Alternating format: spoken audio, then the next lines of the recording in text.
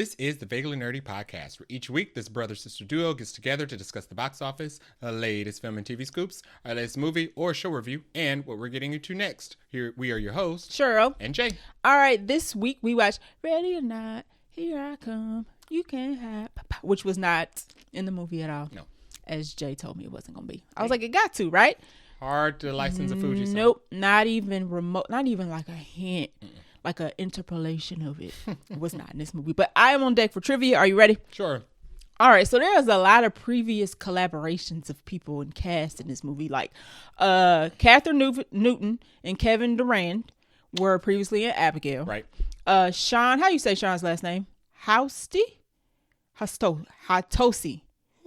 The guy who played Sarah Michelle Gellar's brother.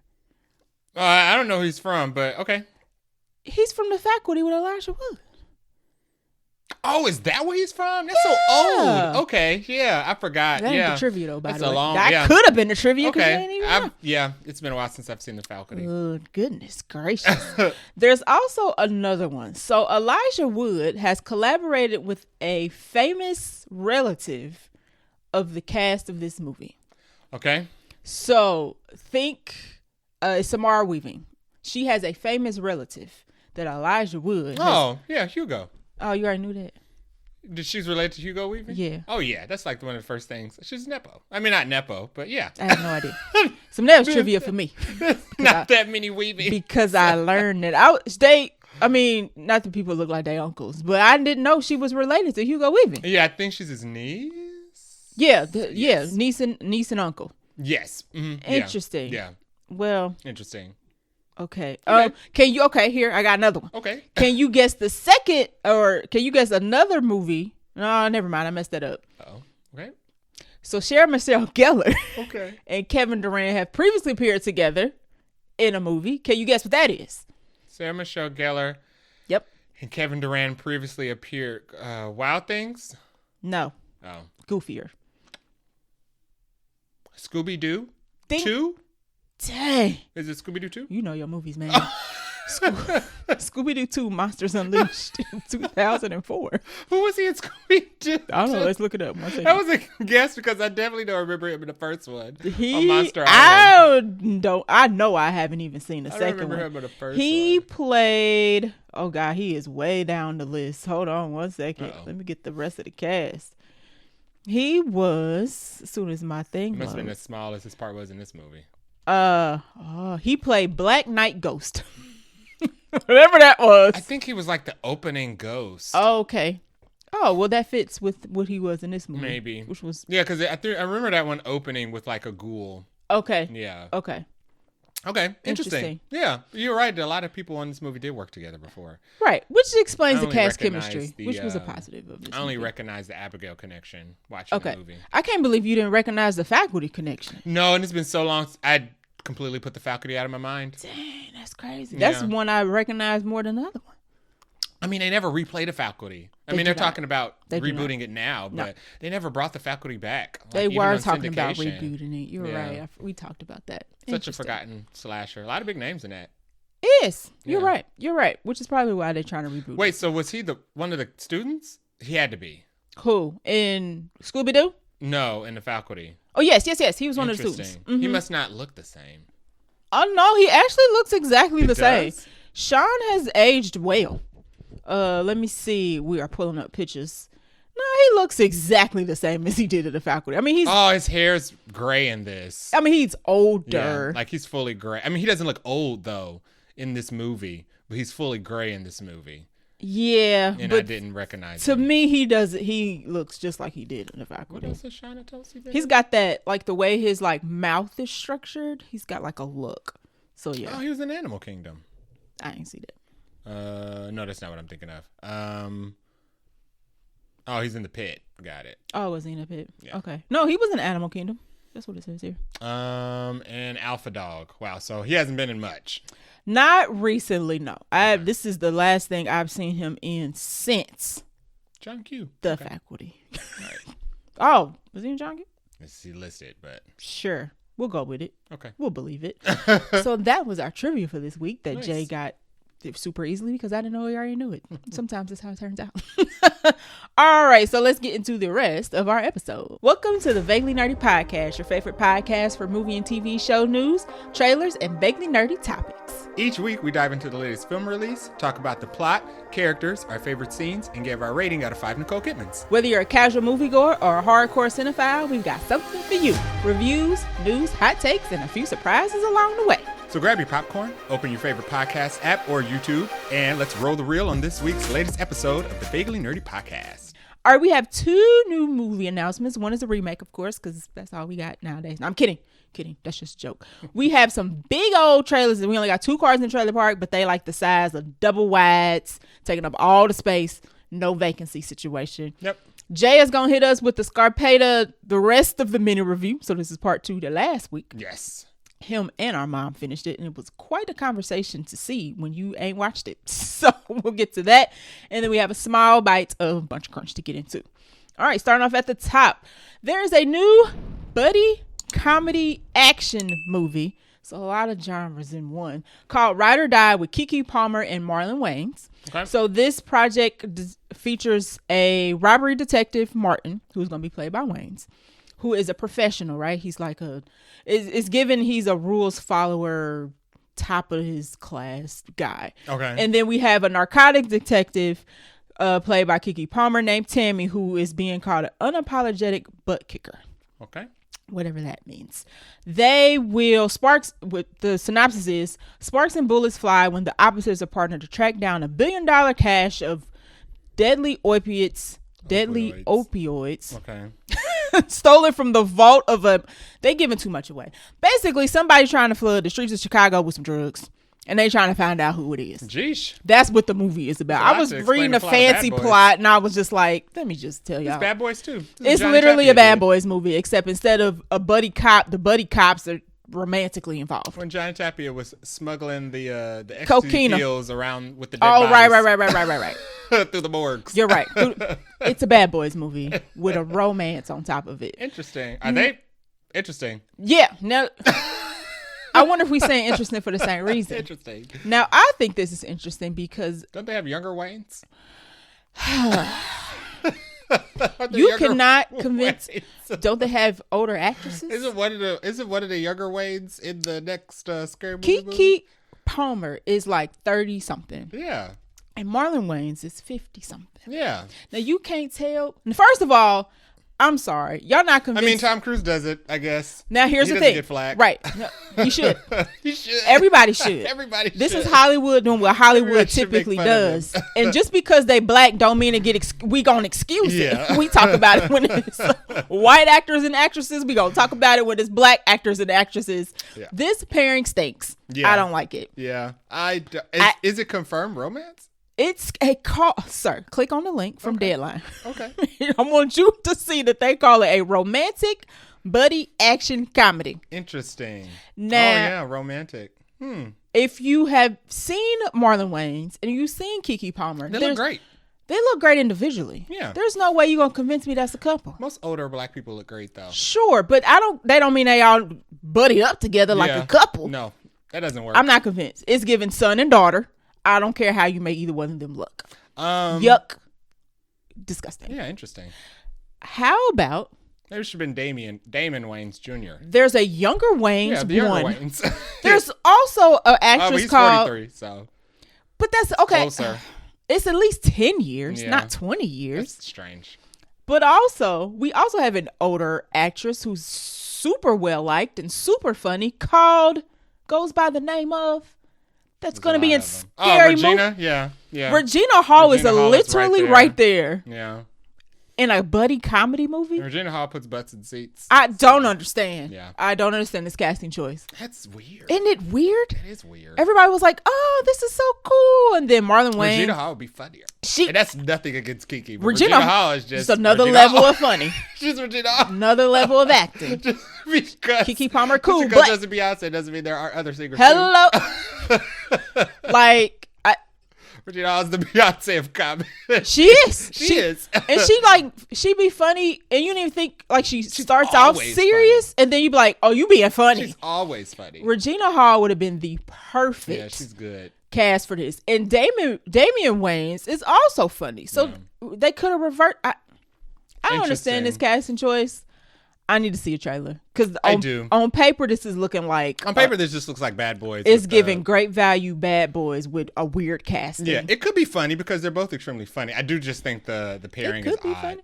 I'm sure it'll be. They're both funny. So yeah, you not convincing me that they a couple. Yeah, that's just a little. And I'm just like trying to imagine like a romantic scene between the two, and I'm just like it's making me sick. Gross. And we're not talking about them as like individuals. We talking about them together. Yeah. And trying to sell them as like a couple. Yeah. Like are they gonna be having like a kissing scene? Oh my God. Yuck. Yeah. Yuck. It's no nasty. Who thought of I think Marlon is the writer. So I think he wrote this script. I mean, yeah, it makes good casting sense because they're both yes, big names. He wrote the screenplay. They're both big names. They that both don't mean you gotta have star in them. successful movies. Why would you pick Keke? One. Why would you pick Keke Palmer? I mean, because she's a big name. To be your opposite, your romantic opposite. I don't know. That's weird. I don't understand it. I'm not boycotting this movie because it ain't out yet. But I'm not. I ain't feeling it. Just because we talk about a movie don't mean we gonna like it. I just want y'all to know that. Just like our first episode, like just because we mention a movie don't mean we like, oh, we so excited. No, we talk about things we don't like to. All right. Well, shout out to everybody involved, I guess. Like, shout out to everybody involved. I mean, more Black movies. That's great. Yeah, absolutely. But that don't mean I like them. One of Them Days 2 is coming out. Another One of Them Days. Is it? Yeah. Where is that? How about that? They announced that. How about that? How about he starring that as like a brother? That would have been good. That's a good idea. Why he got to be her love interest? And because this is his movie. It's different. So. If you can't tell, the casting really bothers me about this movie. It's a little weird. But we'll see how it progresses. They not changing the casting, so we're going to either have to deal with it or move on from it. It's a press release. Right. The movie's done. Yeah. Well, the script is done. Yeah. So here we go. Going on to something else that's a remake, also starring a Black actress, which maybe. Uh-oh. Doesn't say starring. You don't think she? Let me roll it down. Okay. There's a Bloodsport remake coming. Okay. With Michaela Coel. Okay. Now she's gonna write. Oh, I guess you're right. She's gonna write and direct. Now, if you know what Bloodsport is, this is the Jean-Claude Van Damme movie. So yes, that Bloodsport. I feel like I know you're gonna talk about. Yes, I'm talking about that Bloodsport. A24 decided they wanted to remake it. Yeah, it's random. For some reason. I guess. Why? No. Yeah. I was gonna say maybe Smash Machine, but Smash Machine was not a remake. No. But Bloodsport and Smash Machine are both fighting movies, but Bloodsport is kind of like a action. It's more like a Karate Kid, an martial adult Karate arts kid. Versus like wrestling. Yeah, you could say. Yeah. Bloodsport is martial. Anymore, so. Not unless you want to watch like Mortal Kombat. I mean Street Fighter, I guess. Okay, or Street Fighter. There you go. But those are not like real movies, right? Well, neither is Bloodsport. I mean, they're real movies. I mean, real in terms of like people, like like based off a person. Like Smash Machine was based off a real person. Yeah, correct. Mortal Kombat like is fantasy. Yes. It's so a Street Fighter because people don't walk around looking like that. That's correct. They shouldn't. That's what I meant by real movies. Right. Okay. Not like fake movies, gotcha. like AI generated. So Michaela Coel is writing and directing this remake. It's coming from A24, which is an interesting choice for a movie making a Bloodsport remake. But A24 trying to make money. So at this point, I don't be surprised by nothing that they do. They're into sports movies because they just came out with Marty Supreme, Smash Machine, now this. Did they do him? No, I don't think they did. Okay. Him. But yeah, that's an interesting little streak that they're going about, especially when Smash Machine kind of came and fizzled out a little bit. Like they were expecting it to be like this big Oscar. That's because it wasn't good. Well, Marty Supreme, I guess, took that spot, and then it also didn't win no Oscars. So maybe they're trying again. They were like, if y'all don't want it based off a ping pong guy, what about a remake of a Jean-Claude Van Damme movie? Yeah. That people are probably going to be like, what's Bloodsport? That's true, because the voting went in. Because they're too young. The Oscar voting went in before Wigathy. So they didn't vote for Marty Supreme because they didn't like it. Not because of his antics. You guys don't realize. The votes were already in, so they already decided. At the time of this recording, the Oscars were last Sunday. Yeah. Right. And Marty Supreme didn't win anything. Right. And people were trying to speculate, it's because Timothy Chalamet made them goofy comments about ballet and opera not being like popular or cool or It was way whatever. after the votes came out. Yeah, and people were like, "Oh, he didn't win because he made those stupid comments." Like, no, voting closed like the day before. Yeah. It didn't win because people ain't like it. Like they didn't call and change their vote. You can't. You can't. It's like voting for an election. You can't call the polling place and be renege. like, "I want to switch my presidential candidate Right. No. option that I picked." So yeah, he lost because that movie won no Oscars. Nothing. Like none. And people were like, "Oh no, he'll be fine." Concepts of an award. He's right. He was there. Yeah. And he was talked about because they kept We making didn't get invited. jokes. Right. We was at home. Yeah. Jay didn't watch it. You see the picture of after everybody left, what it looked like? Was it People trashy? left they like trash and garbage. And they were talking about how, wow, even the Hollywood elite is dirty. It's like, of course they're dirty. Right. Why would they 'Cause clean they up after themselves?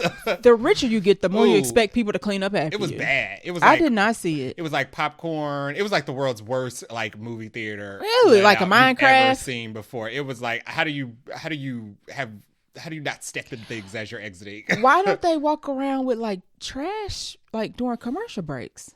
Look at I don't us know. trying to I reorganize. don't know, but it was the bad. You Oscars. should Google it. It was bad. I did not see that. Back to Michaela Coel.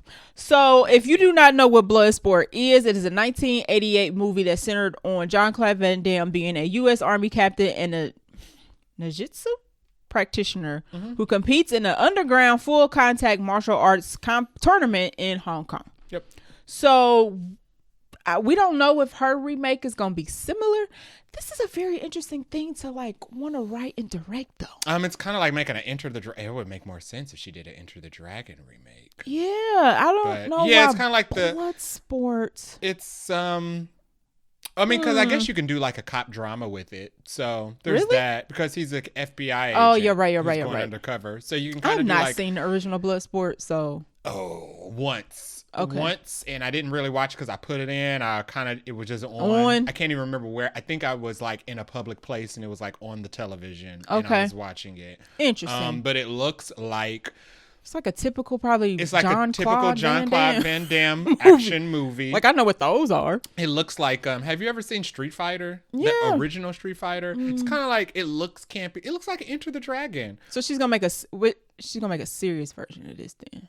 Like not serious. I mean, it was serious then. It wasn't like campy. Artsy. That's the word I'm looking for. She's gonna make an artsy version. Auteur. It's gonna be the auteur Because version. it's coming from A24, so this is gonna be the artsy version of Bloodsport. I'm interested to see like what the premise is gonna be. If it's gonna be she's gonna gender swap. Like, I was gonna say you're right right. because it doesn't say she's starring. It says she's writing and directing. It was him and he had a female love interest. Of course. In it. Of course. So I'm wondering if they're gonna do like the same thing. It says it's unclear how closely her take will follow the original film. She said, "I have long been in awe of fighters and astounded by the discipline, intensity, and isolation that the sport demands of them. I'm excited to explore the world, especially with A24. LFG.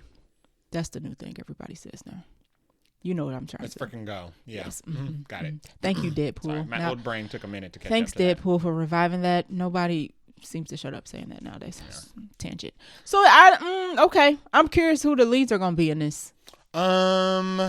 Yeah, I'm interested to see that. I'm assuming we are going gonna to gender actual martial artist. Right. I'm also wondering if it's gonna be like if she's gonna go with like an Asian lead now, because nowadays you would go with an Asian lead because it's in Hong Kong. Because it's in Hong Kong. And so she's gonna gender and race swap. I mean, because that's what they did with the most recent Karate Kid. They were like, why are we basing this on a white guy? Yeah. And this is like an Asian martial art. So interesting. Race swapped. Very interesting. Someone it would make sense if it was like it took place in or just make Hong Kong. Hong Kong has their own police force. I have a suggestion. It's like Sleeping Dogs. I have a suggestion. Which Simu Liu is making. Sorry. Just make a different movie. Well, just don't call it Bloodsport. Simu Liu, I think, is trying to make Sleeping Dogs, which is a Hong Kong FBI movie that incorporates like bad boys plus martial arts, and it's like about investigating like the drug underground over there. So maybe that would be too close to this. Yeah, you're right. He is doing that. Yeah, because we talked about that a while ago. He keeps bringing it up because he really wants to get that. Man, he'd be perfect for that. He would. Oh, Like him and Destiny Cretton should just go ahead and do that. Right up his alley. Yeah. So, right up both their alleys, actually. I am interested in this. Michaela Coel has made a lot of good stuff. I May Destroy You, chewing gum. She's going to be in Mother Mary. We last saw her in Wakanda Forever. She's got the Ian McKellen movie coming out. The Christopher. Yeah. You're right. So I'm interested. I'm interested too. I'm just to see like what this is gonna look like. I'm more curious of just how this came to be more than anything. But shout out to everybody involved. And see, yeah, I'm interested to see a premise. Like, is this gonna be is she gonna follow current? That would be cool if they went. Do this? right. I'm like, it would be cool if they based it back in the 80s. Because I don't know if they still do this. Like, do they still do Fight Club? They don't talk about it. Wow, I walked into that one. Walked right into it. Woo, that's going to be a good clip for later. Funny. All right. So, yeah, I'm curious. I'm more curious about this one than the movie we talked about previously. I'm interested in casting. So, yes, I'm very interested in casting. Okay. All right. So, that is all for our news. Let's roll into the trailer park. Beep. I'm doing that because it's like 2 big trailers. Okay. First stop at the trailer park is for Spider-Man Brand New Day. This comes out July 31st, 2026. I can finally talk about this. So let's back up.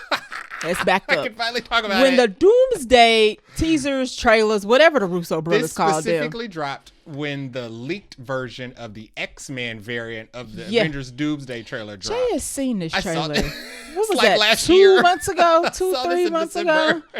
And I missed it. I didn't get to see it because Marvel shooters then took all the videos down. Mm-hmm. So I ain't seen it.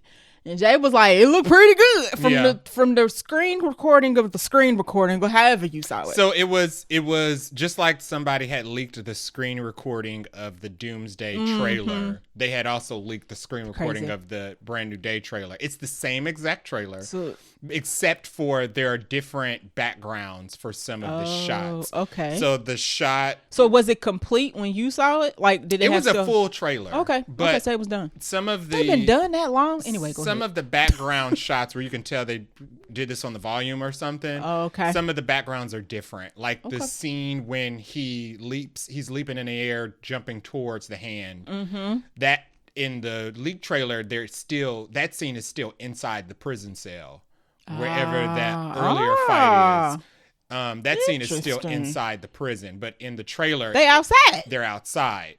And you said that, and it's a tighter shot. Yeah. In the leak trailer. Yeah. So it's a tighter shot, and there's nobody else in the shot with them in the leak trailer. But in the reveal trailer, it looks like there's space for other characters who are they're doing the last Spider-Man trailer thing where they obviously edited out like the other villains, and we were supposed to be like, ain't nobody else there. There's obviously other people in the shot. The scene when he approaches Dr. Banner and says, I need your help in the classroom, that in the leak trailer is actually him approaching Dr. Banner outside. What? Outside one of the college buildings. He's like on campus. He approaches him outside, and he's Dr. Banner. How do they do that? He says, Dr. Banner, I need your help. And Dr. Banner and Bruce says to him, I think in the trailer he says, are you one of my students? Yeah. And then I think in the trailer he says, what is your name again? Hey, what's your name again? Yeah. Or what did you say your name was? Yeah, he says, what do you say your name was? What? Yeah. So some of the shots are the audio is framed different. Yeah. But it's the exact same like trailer. It's weird. Like they use different shots for the trailer, but it's the same trailer. Shout out to the editing crew, because I don't know how that movie magic works. But the whole opening monologue and him writing a letter to MJ, because he was like, it seemed like he wants to reintroduce himself to her. Yeah. That's all the same. Let me pull up the synopsis of what the trailer. So the trailer's great. Yeah, it's a great trailer. We should start off with that. Trailer's great. Marvel is in a making people bag. So the day before the trailer came out, they were releasing like 2-second clips of the trailer, and they released about 6 or 7, which amounted to maybe less than 30 seconds. Yeah. The trailer itself is about 2.5 minutes long, though. People were doing what they could to try to put them in order. There was make a video out of them. Which was silly. It was silly to be mad about it, I felt like. And it was silly to put it together because the trailer literally came the next day. Yeah. And they told us it was coming. So you just had to wait like 12 hours yeah. for the rest of the trailer to come out. But it's good. Spider-Man is, like Jay said, is writing a letter to MJ. We don't know if he's actually going to send it to her or not. Probably not. You can tell that Ned and MJ, they've made it to MIT. They're still friends. But they don't remember him. So there's no, like, in the trailer, there's no, like, hint that they remember who he is. They're neighbors, which I think is extremely interesting. Yeah. I don't know how that gets set up. I think it's just like off-campus housing. Yeah, they seem like they live in an apartment in the same building. Yeah. But obviously Peter knows who they are, but they're just kind of like, oh, hey, neighbor. So that's going to be a little awkward. Yeah. We see the Hand. Yes. We see Scorpion. Punisher is back. Tarantula, Boomerang. Okay. There's like a gallery of because Spider-Man and Batman have like the same number of numerous villains. Yes. So they have like the gallery of different Spider-Man villains in this that'll probably be in here for like a fight sequence. Which is fine by me. Because, everybody wanted that grounded Spider-Man who was depressed and down in the dumps as Peter, but doing his thing as Spider-Man and fighting all these villains, which is exactly what the movie looks like. Yeah. And then you might have to explain this to me, but it looks like Peter is going through some sort of change where he doesn't need to have like his web shooters because he's shooting organic spider webs. There's a couple of different storylines this pulls from, like the Other, all right, and very typical Spider-Man storylines where they're doing the thing where, and they've done this in the comics and the cartoon, where once he breaks off from MJ, they separate so they can grow up and become adults. Yeah. And they have, they get back together later as they're adults because of Spider-Man and Mary Jane. But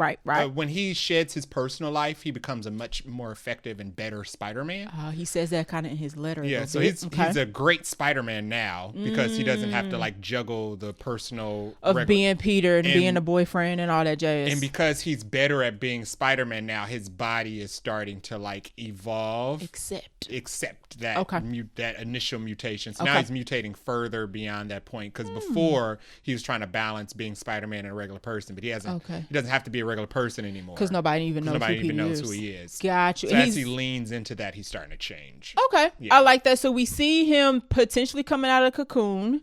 Yeah. We see... So that'll be the emergence of his organic web shooters. Gotcha. We see him falling out of, it looks like his bedroom covered in like webs.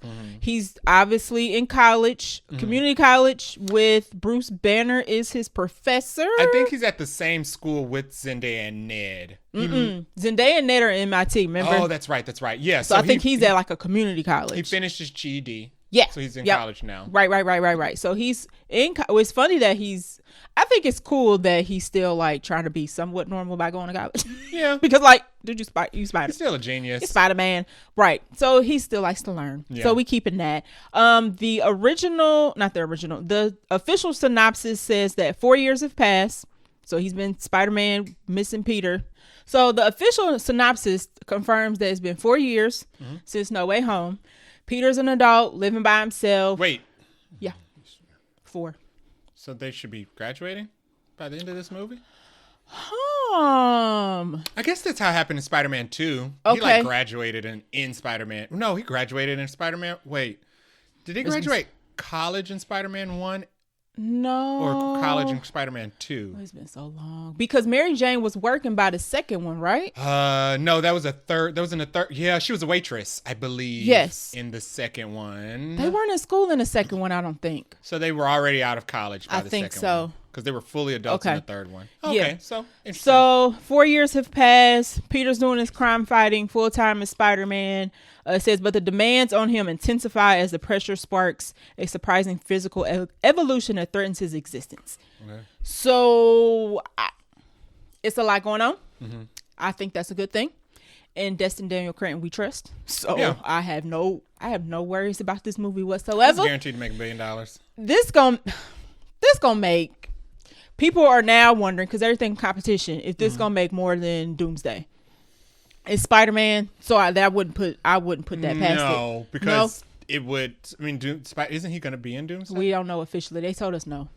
They being sources. No. Say that he's not. It's not. Even if he's not, I think the Russos would be like, Let's go ahead and write them in. Do we got time for that? Yeah, I don't think it's gonna do I don't think it's gonna do more than Doomsday because Doomsday still has more to offer. Yeah, I don't know, but Spider-Man is like. And Spider-Man, not everybody is a fan of Spider-Man, and Doomsday has a lot more pieces on the platter than Spider-Man versus any other solo Avenger for sure. Spider-Man, Spider-Man v Avengers Doomsday when they bringing back all the OGs and whatnot. Yeah, and like X-Men and everything. Yeah. I don't know about that. And Avengers movie still did well after Spider-Man was introduced into the MCU. Right. But everybody wins. Yeah. we all win. It's just, fun numbers. Yeah. Comparison. Speaking of numbers, so the trailer for Spider-Man Brand New Day shattered the record for any trailer ever. Yep, GTA 2. It's including video games, not just movies, y'all, including video games. 718.6 million views in 24 hours, which is the new record. The previous record was held by none other than Marvel themselves with Deadpool and Wolverine with like 300 and something million. So it like not just slightly beat it, it like shattered it. Yeah. So people are very excited about this movie. Obviously, it is coming 2 weeks after The Odyssey, which means it likely will not have IMAX its first week. Don't think that matters one bit. No, because Tom Holland will be in both. Starring in both. And Zendaya will be in both. And you know who else is going to be in both? Oh, yeah, she's going to be in both, too. There's one more person you're missing. Anne Hathaway? Nope. Matt Damon? Nope. The Punisher. John Berthal's in both those movies. He is in that, yeah. Both those movies as well. I forgot about that. So the press run is going to be real fun. But no, he ain't in the Odyssey. He's not the Odyssey. He ain't in this either. That we know of. Keith David might be. Dun, dun, dun, dun. Now, suspiciously, when the clips came out, B and J were like, somebody's narrating throughout the clips, and somebody's also narrating throughout the full trailer.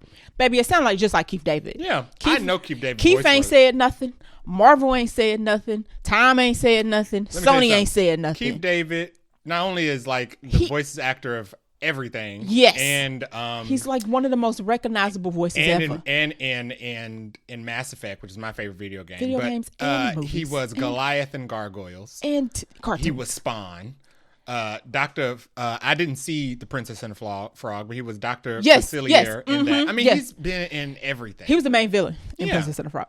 So people are convinced that it was Jeffrey Wright. Their tombstone is in this movie, which he wasn't in the trailer. Was he? I don't think he was in the trailer.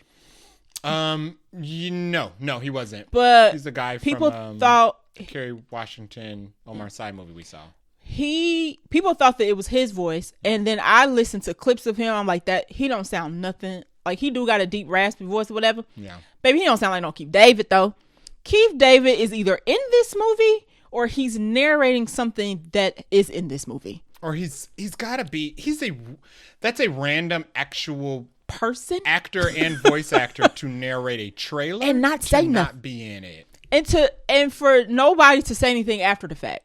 Like, who could he be? Like, Keith David is on social media. Like, he uses it regularly. Yeah. He ain't said nothing. No. And I'm just like... And they asked him, and he just did a thinking emoji. And they said, is that your voice on it? And I think he just tweeted the thinking emoji. It's him. Because he would otherwise just say, no, that's not me, but thank you for, like... So now I want to know who he is in this movie. People think he's narrating a nature documentary that Peter's watching. Because... first of all, you need to watch the trailer. It could be, yeah. But people in the trailer, the narration is saying like spiders go through like evolution, and this takes a lot of energy or whatever. It sounds like a documentary, so people think he's narrating a documentary that Peter is watching about spiders. Okay. But he's in this movie. I don't care if it's a voice narration or a person. It's Keith David. That's definitely Keith David, and ain't gonna convince me it was otherwise. So weird. People are like, I don't know who it is. It's like Keith. You haven't been alive long enough. Because how do you know who to keep David? The crazy part is the clips that we heard first with his voice is only 2 seconds, but that's all you need. Instantly. Because you like, that's Keith David. That's Keith David. I don't care what the rest of you just like think. James Earl Jones. You don't need a whole bunch to notice James Earl Jones. Samuel Jackson, Morgan Freeman, Ralph Ineson. You be like, I know David Attenborough. I know it's you. Like, you ain't got to tell me it's you. You can lie, but I'm still going to be like, you're lying. I know it's you. Like, so excited about that. Very excited. We also get in this trailer It looks like we don't get a look at Sadie Sink. It looks like people are suspecting that she's in 2 shots. There's one shot where there's a trench coat wearing person that's clearly in Peter Parker's apartment. Yes. And there's a shot where I think Discussion Film posted the shot of just the hands in the cuffs in the chair, and they were like, Sadie Sink's hands. Yeah. Like, how do we know that? Sadie Sink's hands make their appearance. And you're how like, do we know that? Sadie Sink's hands. It's literally ain't no head. I think it was Discussion Film. But and there's another shot of somebody in like a room that's got like coverings. Glass. Like covered glass, tinted glass, and they think that's her sitting in the chair. And it looks like a wall comes up, or a divider comes up around it. So they think that might be her. And the reason they think it's her is because they think it's her. They think it's Jean Grey because it looks like in this trailer there is somebody who is clearly hopping through minds or controlling minds. But why would Jean Grey be doing that? I mean, there's like a really brief storyline where the guy who Tremel Tillman plays. Yes, Tremel Tillman's in this trailer. Had kidnapped Jean. Yeah. To use her for like something government related, but I don't think that's what they're doing in this movie because I don't think they have enough here to do that to pull where the rest of the X-Men are from. So you don't even think Jean Grey is in this movie? I don't think Jean Grey is in this movie. I'm gonna go opposite of you. I do think it's Jean Grey, but I don't think it's the Jean. I don't know. I don't think they're going to put a Jean Grey in this movie before we get the final bow of the X-Men and Doomsday. Okay. They're not going to put new X-Men on the board before they get rid of the old X-Men. Okay. And the only reason why I think it is because, and this is going to be stupid, a lot of scoopers are convinced. And a lot of scoopers are convinced. Yeah. Like the ones, like there's certain scoopers and I'm like, every time they show up, I'm like, I don't believe nothing you say. And there are certain scoopers I'm kind of like, you tend to be right. So I don't know. We'll find out. Hopefully we don't find out till the movie come out. I hope they keep it secret until we are watching it on the screen. I don't think Kevin Feige, who was around to inset the original Fox X-Men, who fought to get the Fox X-Men to Disney, and has been very adamant about, I don't want to do anything with X-Men until it's right because the X-Men is my baby. Yeah, I don't think he gave the most popular X-Men to Sony.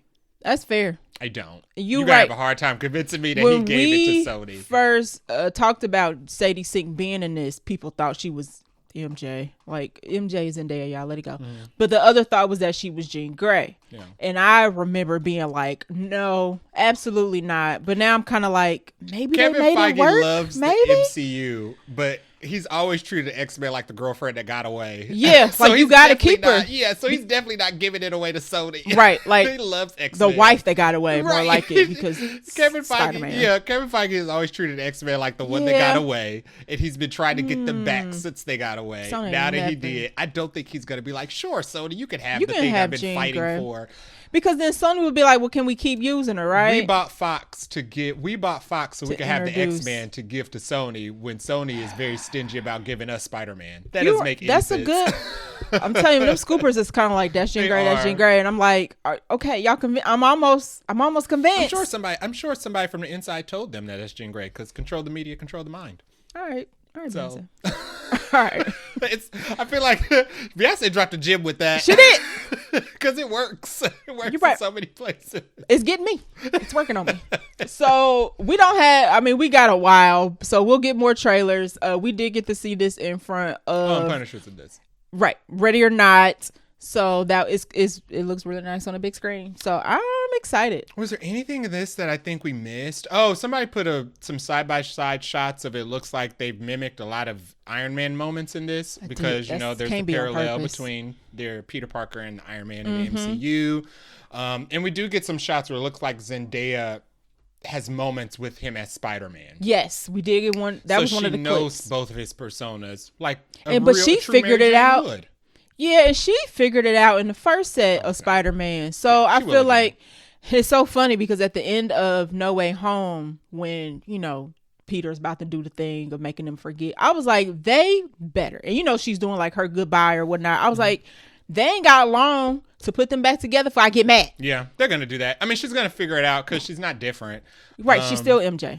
And the reason she figured it out is because Spider-Man is stalking her at the same time, an awkward guy is stalking her. They're clearly the same person. He's going to do that again. Probably. Because he's clearly stalking her as a person. And I I don't want us to go long without them two not knowing each other because that really upset me. I was like, And for the people like, oh, well, there are people who are also convinced that, there are people who are convinced that Sadie Sink is Jean Grey. And there are people that are convinced that they're going to, she's still MJ? They're going to introduce the real MJ. No. Because Michelle, they're going to finally acknowledge that Michelle is not the real MJ. They're going to finally introduce a redhead Mary Jane. Let me tell you something. Let me tell you something. Out of your mind? He just married that woman. I was just about to say. They're going to do those movies together or not at all. Right. There will never be another Spider-Man movie where they're not in it together. There's no way. You're going to have the real people married in real life. He's going to fire his wife. And separate them in the movie. He's going to fire his wife because of the fans. Get out of here. That doesn't make... You're crazy. Because the other movies where there wasn't a real MJ, those didn't make $1 billion. So so now they're going to be like, the reason what's keeping us from $2 billion is Zendaya.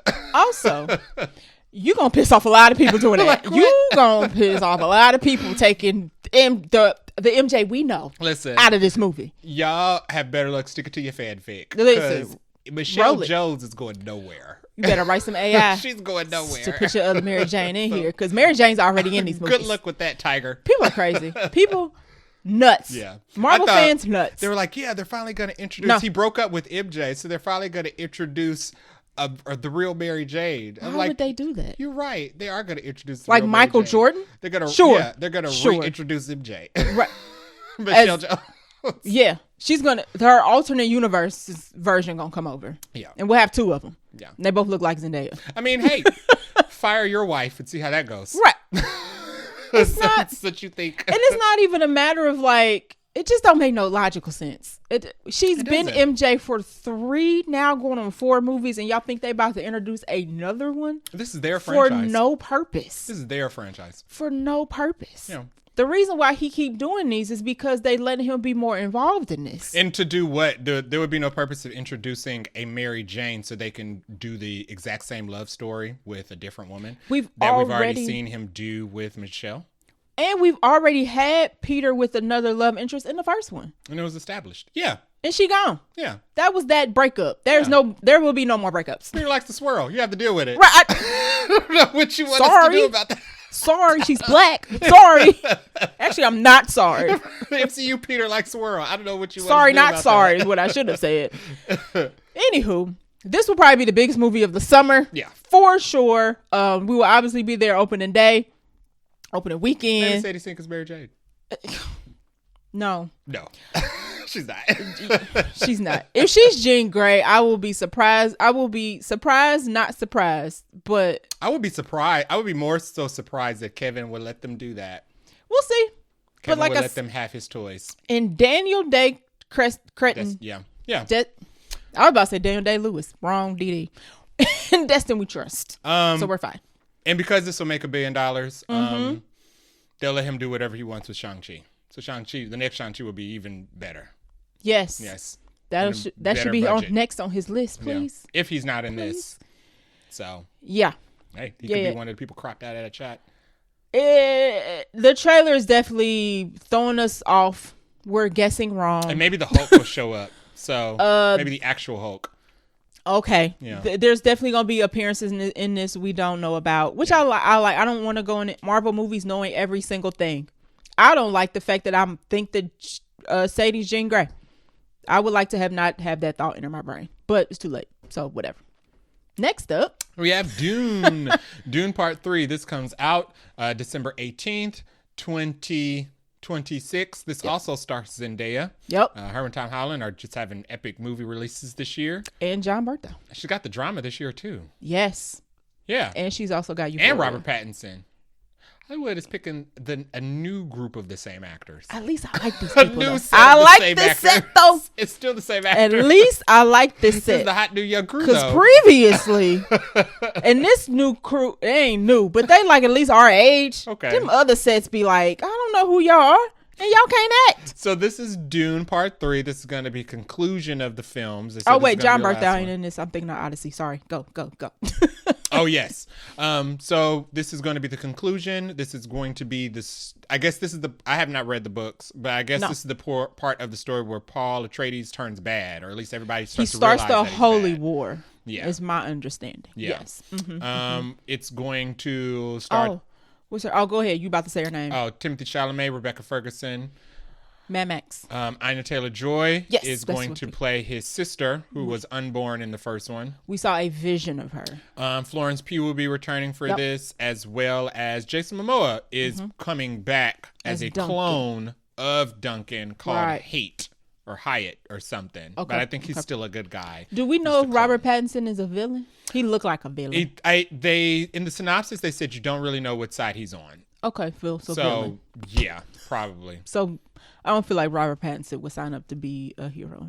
Robert Pattinson is a new addition in this. Yes. He always wants to play like weird characters. So he got a blonde cut. He looks like it in this. He look weird. He would be the Austin Butler of this movie, it looks like. We don't hear him talk, so he probably got some weird accent. Yeah. Because that's what he does. And Javier Bardem is returning as well. Yes. Who's kind of my favorite of these? Him and Rebecca Ferguson. Yes. And unfortunately, Rebecca Ferguson already told us that she was only in one scene. Well, cause she's technically not in the conclusion of the original story. She's not dead, but she's just not in it. I like her because he's an adult and he's king now, so he doesn't really need his mom. Okay, fair enough. But she told us that, and then in the trailer, we feel like we saw part of it. And I was like, y'all could have saved her one scene, like for the movie, if that's what y'all gonna do. But I think they said they created this scene in this movie because they really wanted her back, which was smart. Okay. Mission Impossible should have did that. We are. I knew you was gonna bring that up. Justice for Elsa. So this looks good. Mm-hmm. It's official. Doomsday is a thing. Yeah. I thought one of them was going. I mean, there's still time, but we got trailers coming out. I feel like once you put your trailer out and it's a big movie like this, you're not really intending on moving. That's so true. And they've been marketing it as Doomsday now. I feel like they started to lean into it. They are starting to lean into it. I think it'll be, people are like, it's not going to work. They need to move. And I think we both were like that. But now it's kind of like, whatever. We're going to see both. So we're going to see both. We're going to see both opening weekend. We're not responsible for the box office. We're just going to see the movies. As Zack Snyder would say. Yep. Who cares? The movie got made. The movie got made. So but we will obviously see Doomsday first. Yeah, of course. Okay, yeah. I just check and make sure we on the same story page. that I care about. Dune is fun. Well, not fun. This one is supposed to be more action packed. So this one is supposed. From what I'm hearing is from people who know the actual story. Okay. This one is supposed to be the actual war. Two-Tower Return of the Kings. Now, sir. But the first two are very much the Fellowship. They said the last one was had a fight like the Two Towers, and I was like, where? Did it? It didn't have a war. It didn't. They lied. Did it have a war? They lied. There was a fight. There was a battle. Look, you don't even remember it. There was a 2-minute battle in the last one. Everybody was said, this is like the Two Towers. And I was like, no.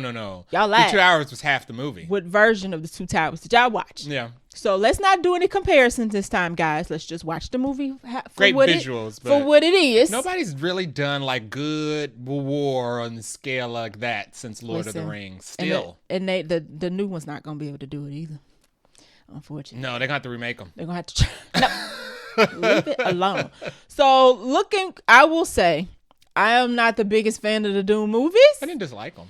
They're not bad movies. They're very good movies. Mm-hmm. They're very beautiful gowns. Yes. But they're fine. They're good. They're better than fine. Let me not say that. They're better than fine. Epic scale. I will say the story just doesn't grab me.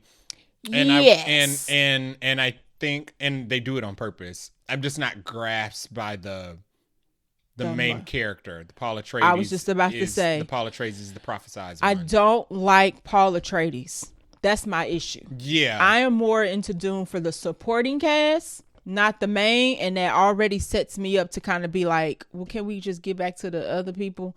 And that's kind of hard to do in a movie that's based around a character you kind of like. Yeah, because it's not even like a Luke Skywalker thing where you're watching somebody untalented, untrained become skilled and become the chosen one. Paul Atreides is already like great, and he's already like destined for greatness. So you're just watching them like usher him to greatness. Right, and then he turns to be like a jerk, and you're like, great, now I gotta watch this jerk be greatness. Even though they telegraph it throughout the movies. That right. He shouldn't exist. Right. It's bad. Yeah. This is and a now bad idea. this movie is going to be about him being bad. And I'm like, after everybody been saying the past 2 movies, this is probably not good. What is everybody else going to be doing? Yeah. So that's my only thing, qualm about the Dune movies is that Paul is not my favorite. Javier Bardem was my favorite in the last one. I like Chani, but she's not in it. She wasn't in the last 2 a lot.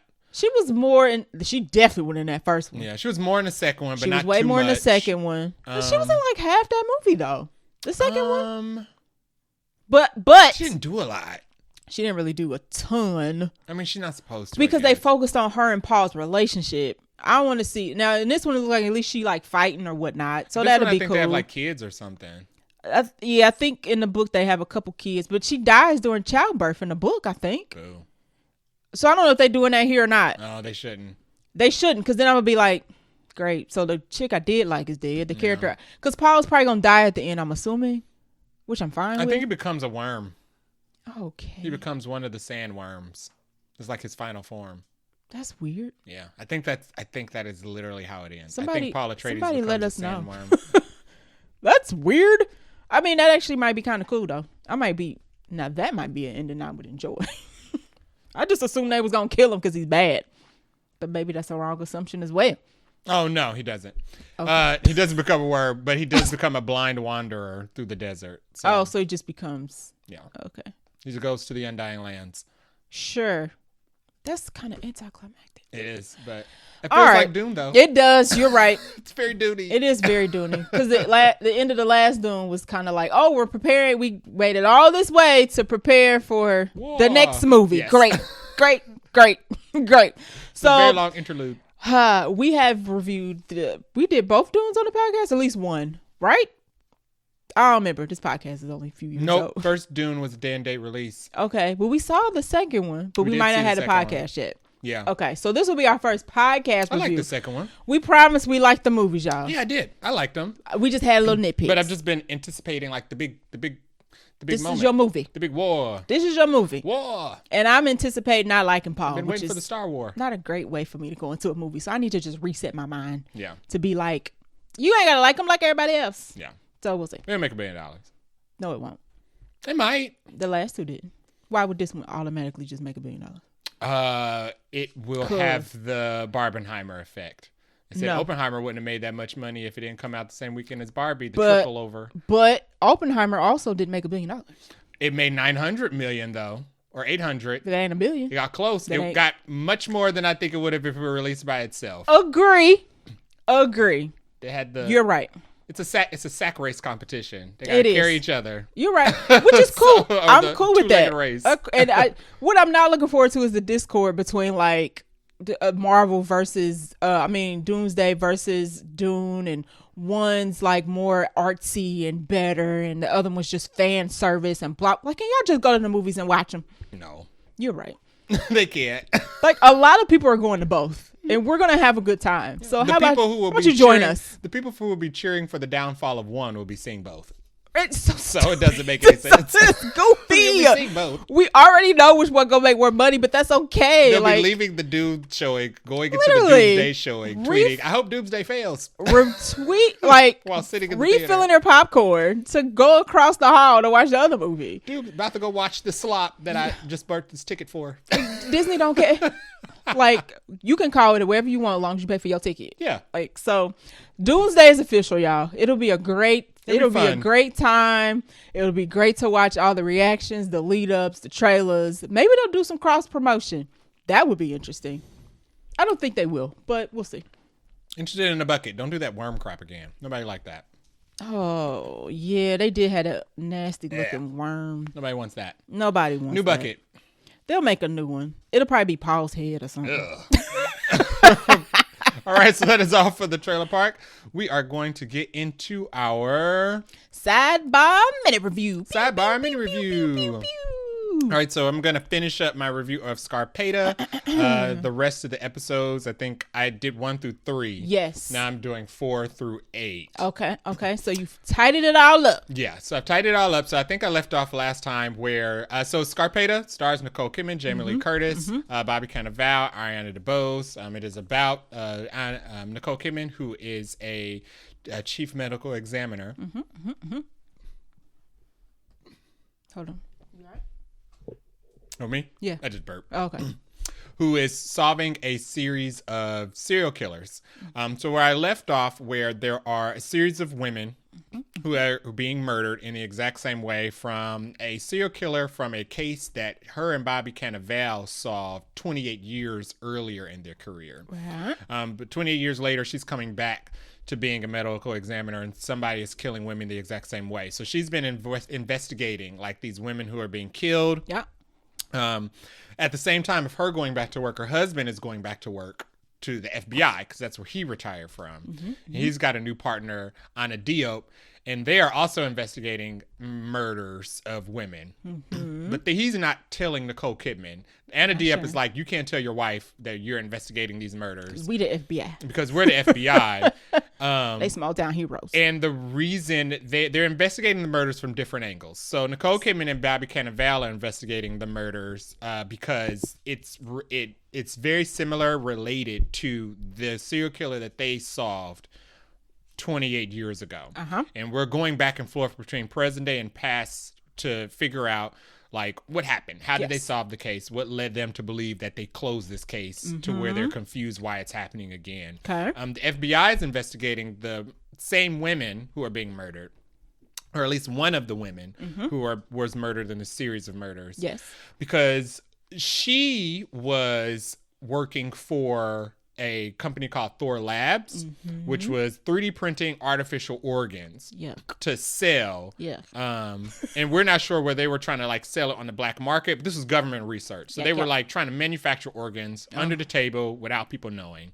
And what triggered Nicole Kidman to look into their side of the investigation was FBI had covered up one of the women's murders. And she was like, well, why would the FBI cover up one of these random one of the murders of a chick who's kind of involved in my investigation? That makes it look more suspicious. FBI. Why this one woman's case was closed, but she was murdered the exact same way. Okay. I think the MO is the guy knocks him out, bludgeons him with a head in the head, then kills him. Okay.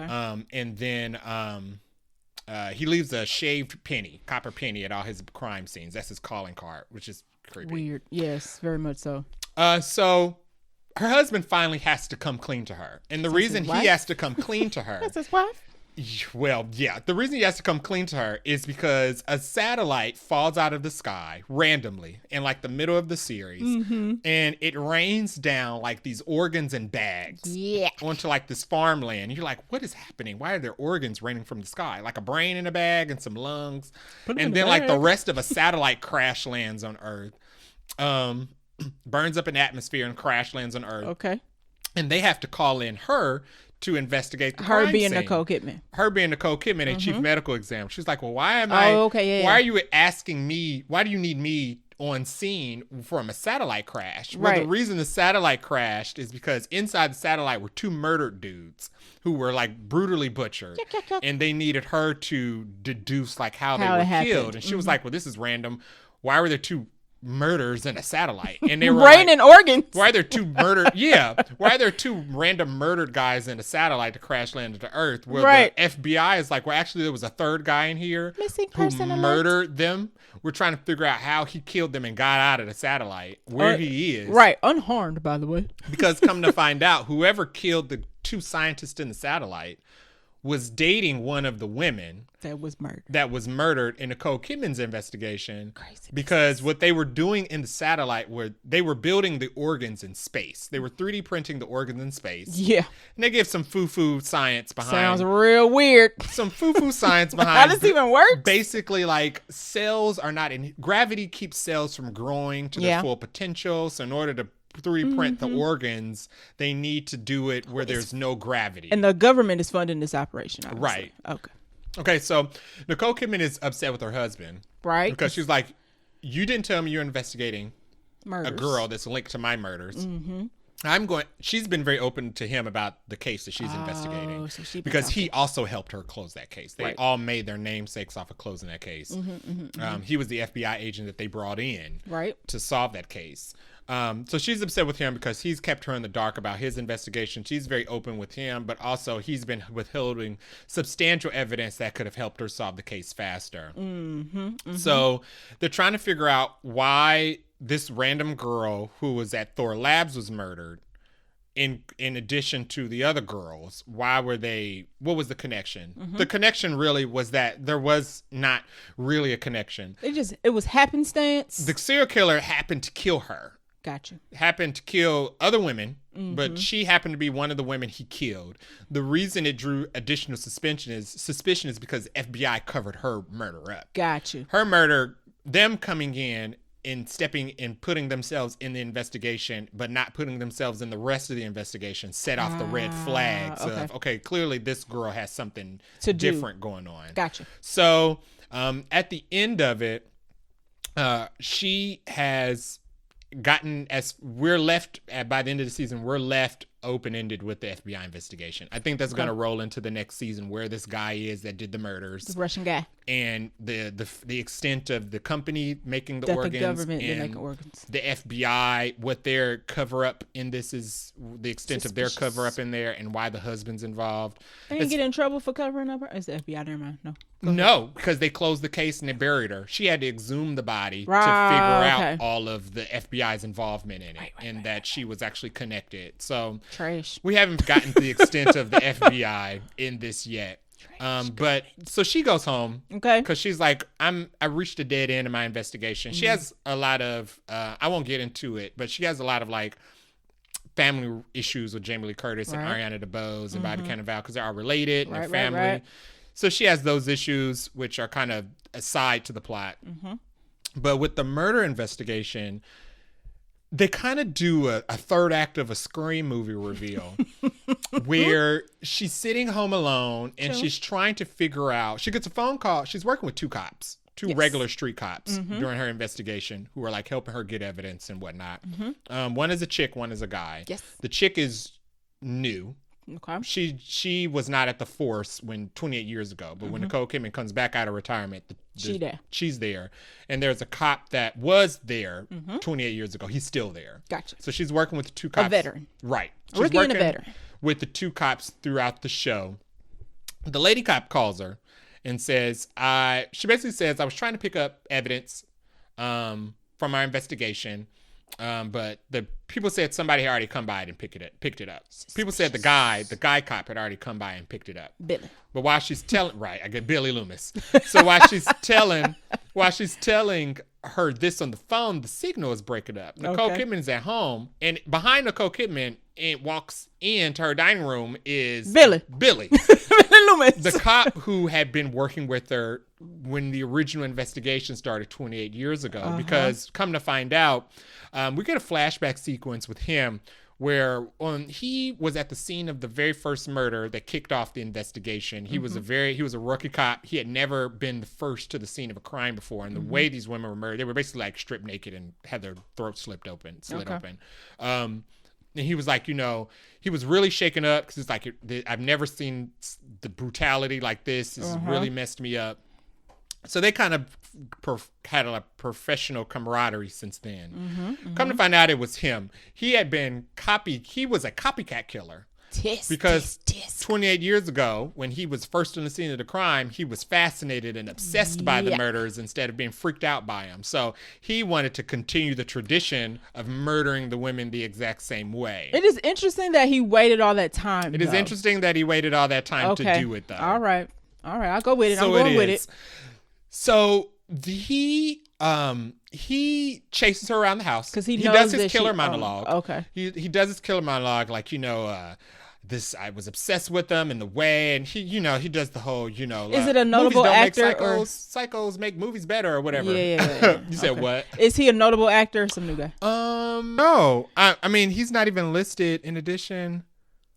That's weird. Yeah. That is weird.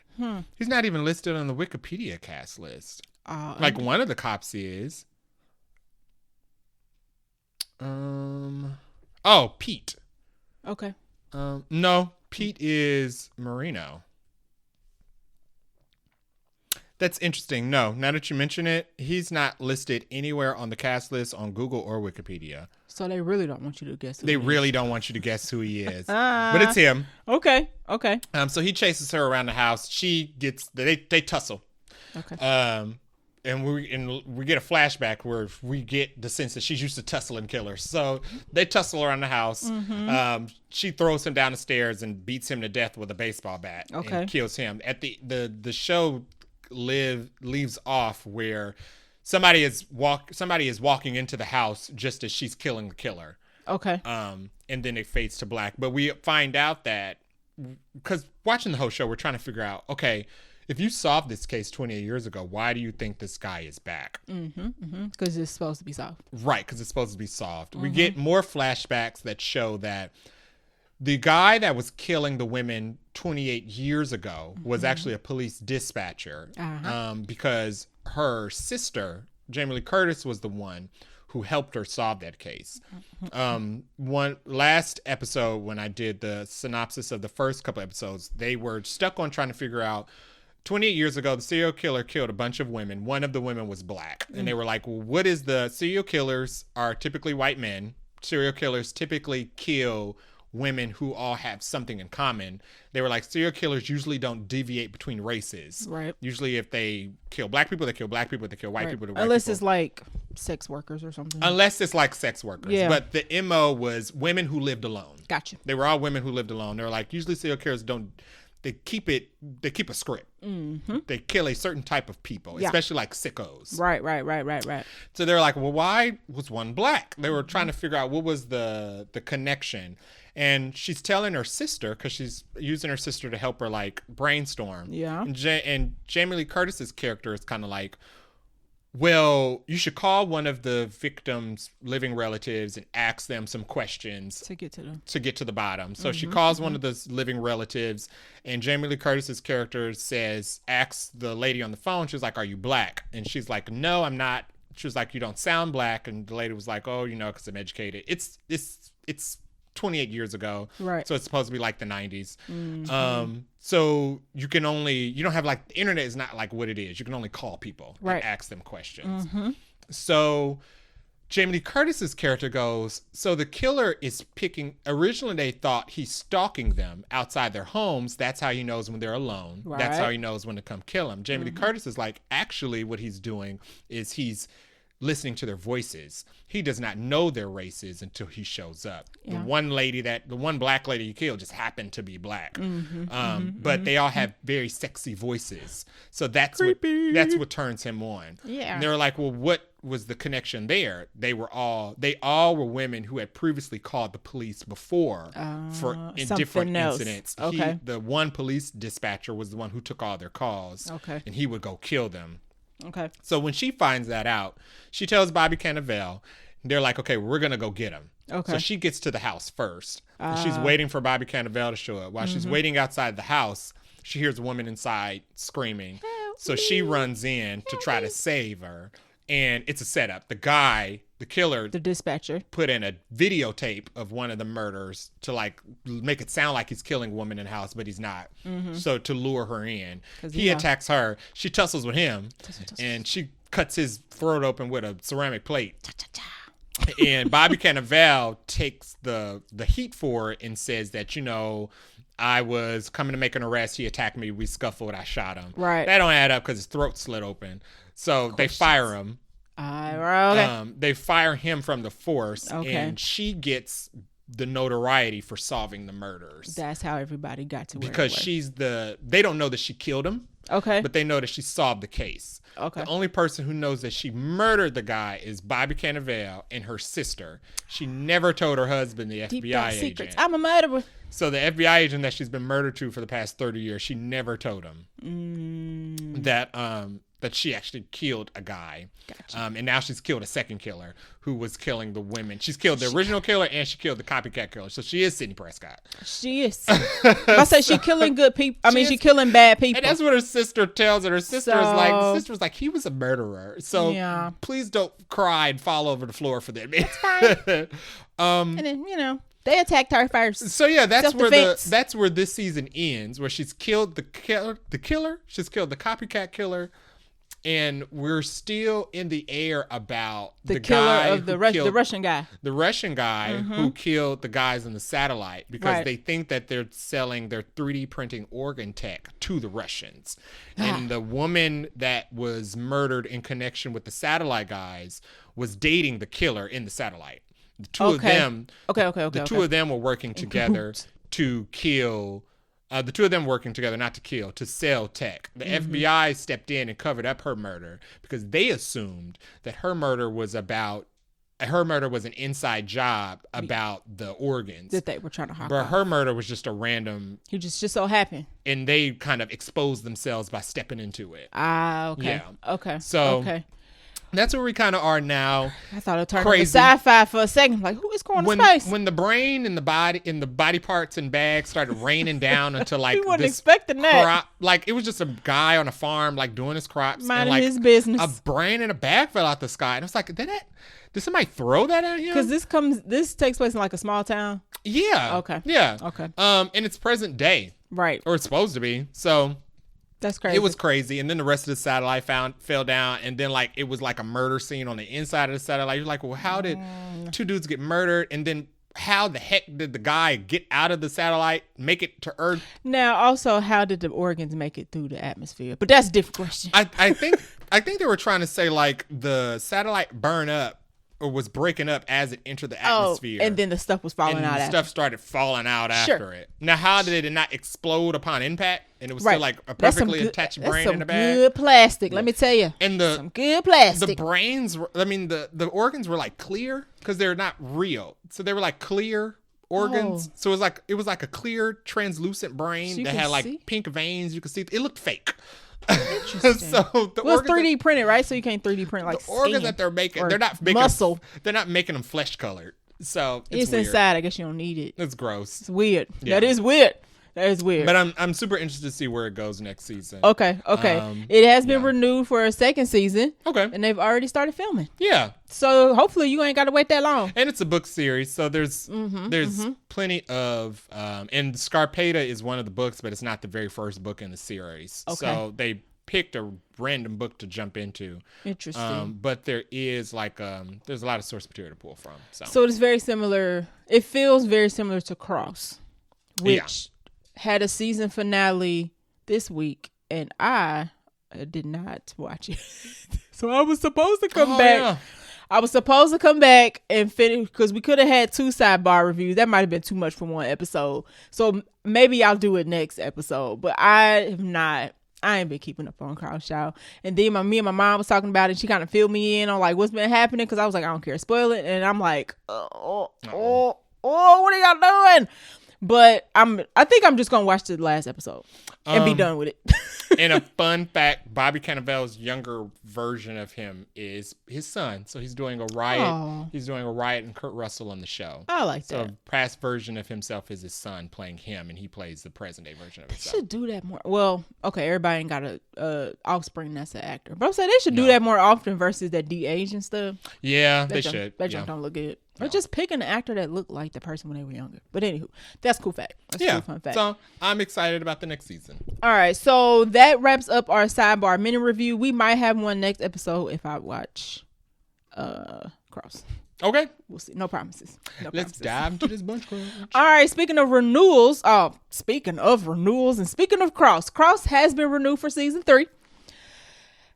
We'll see, guys. Hopefully they learning from whatever is going on with this second season. If I do the mini review, I will get more into why. But I will say, despite my dislike of what's going on in season 2, I'm glad they're getting to season 3.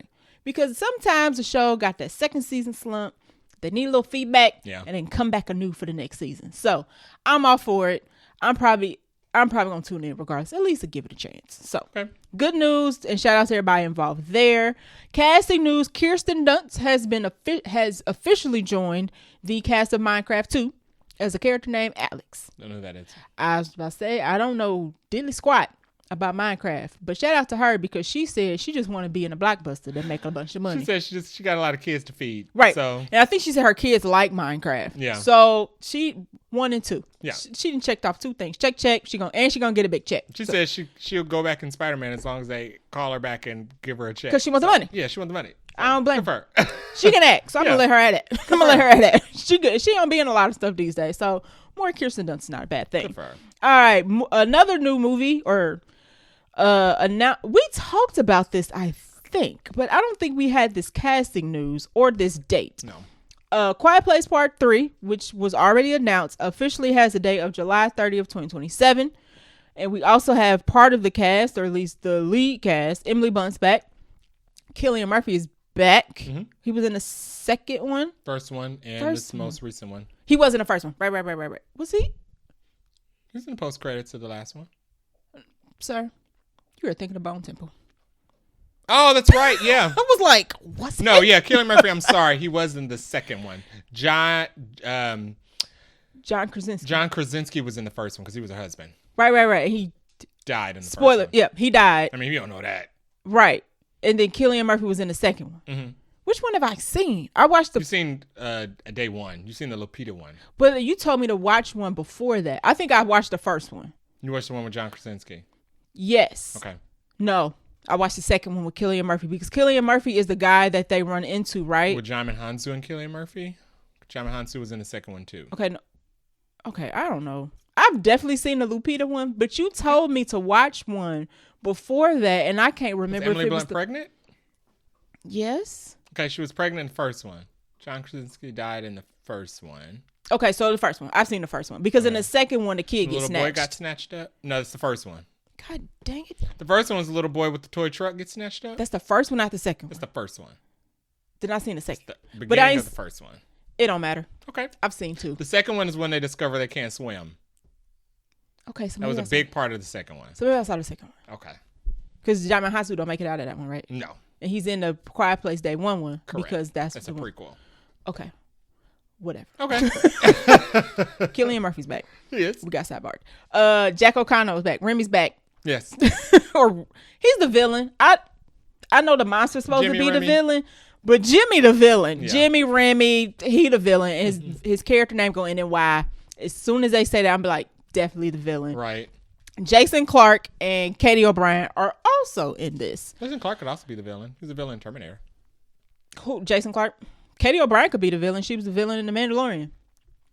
Technically. Was she was, yeah. She worked with Moff Gideon. Oh, that's right. Yeah. Mm-hmm. She did. So maybe everybody's a villain except Emily and Cillian. Maybe. There's a gang of villains. Maybe they're the Jimmies. Yeah. They're the Jimmies of Quiet Place Part 3. So we don't know the premise of this. John Krasinski is, I think, directing and wrote this one.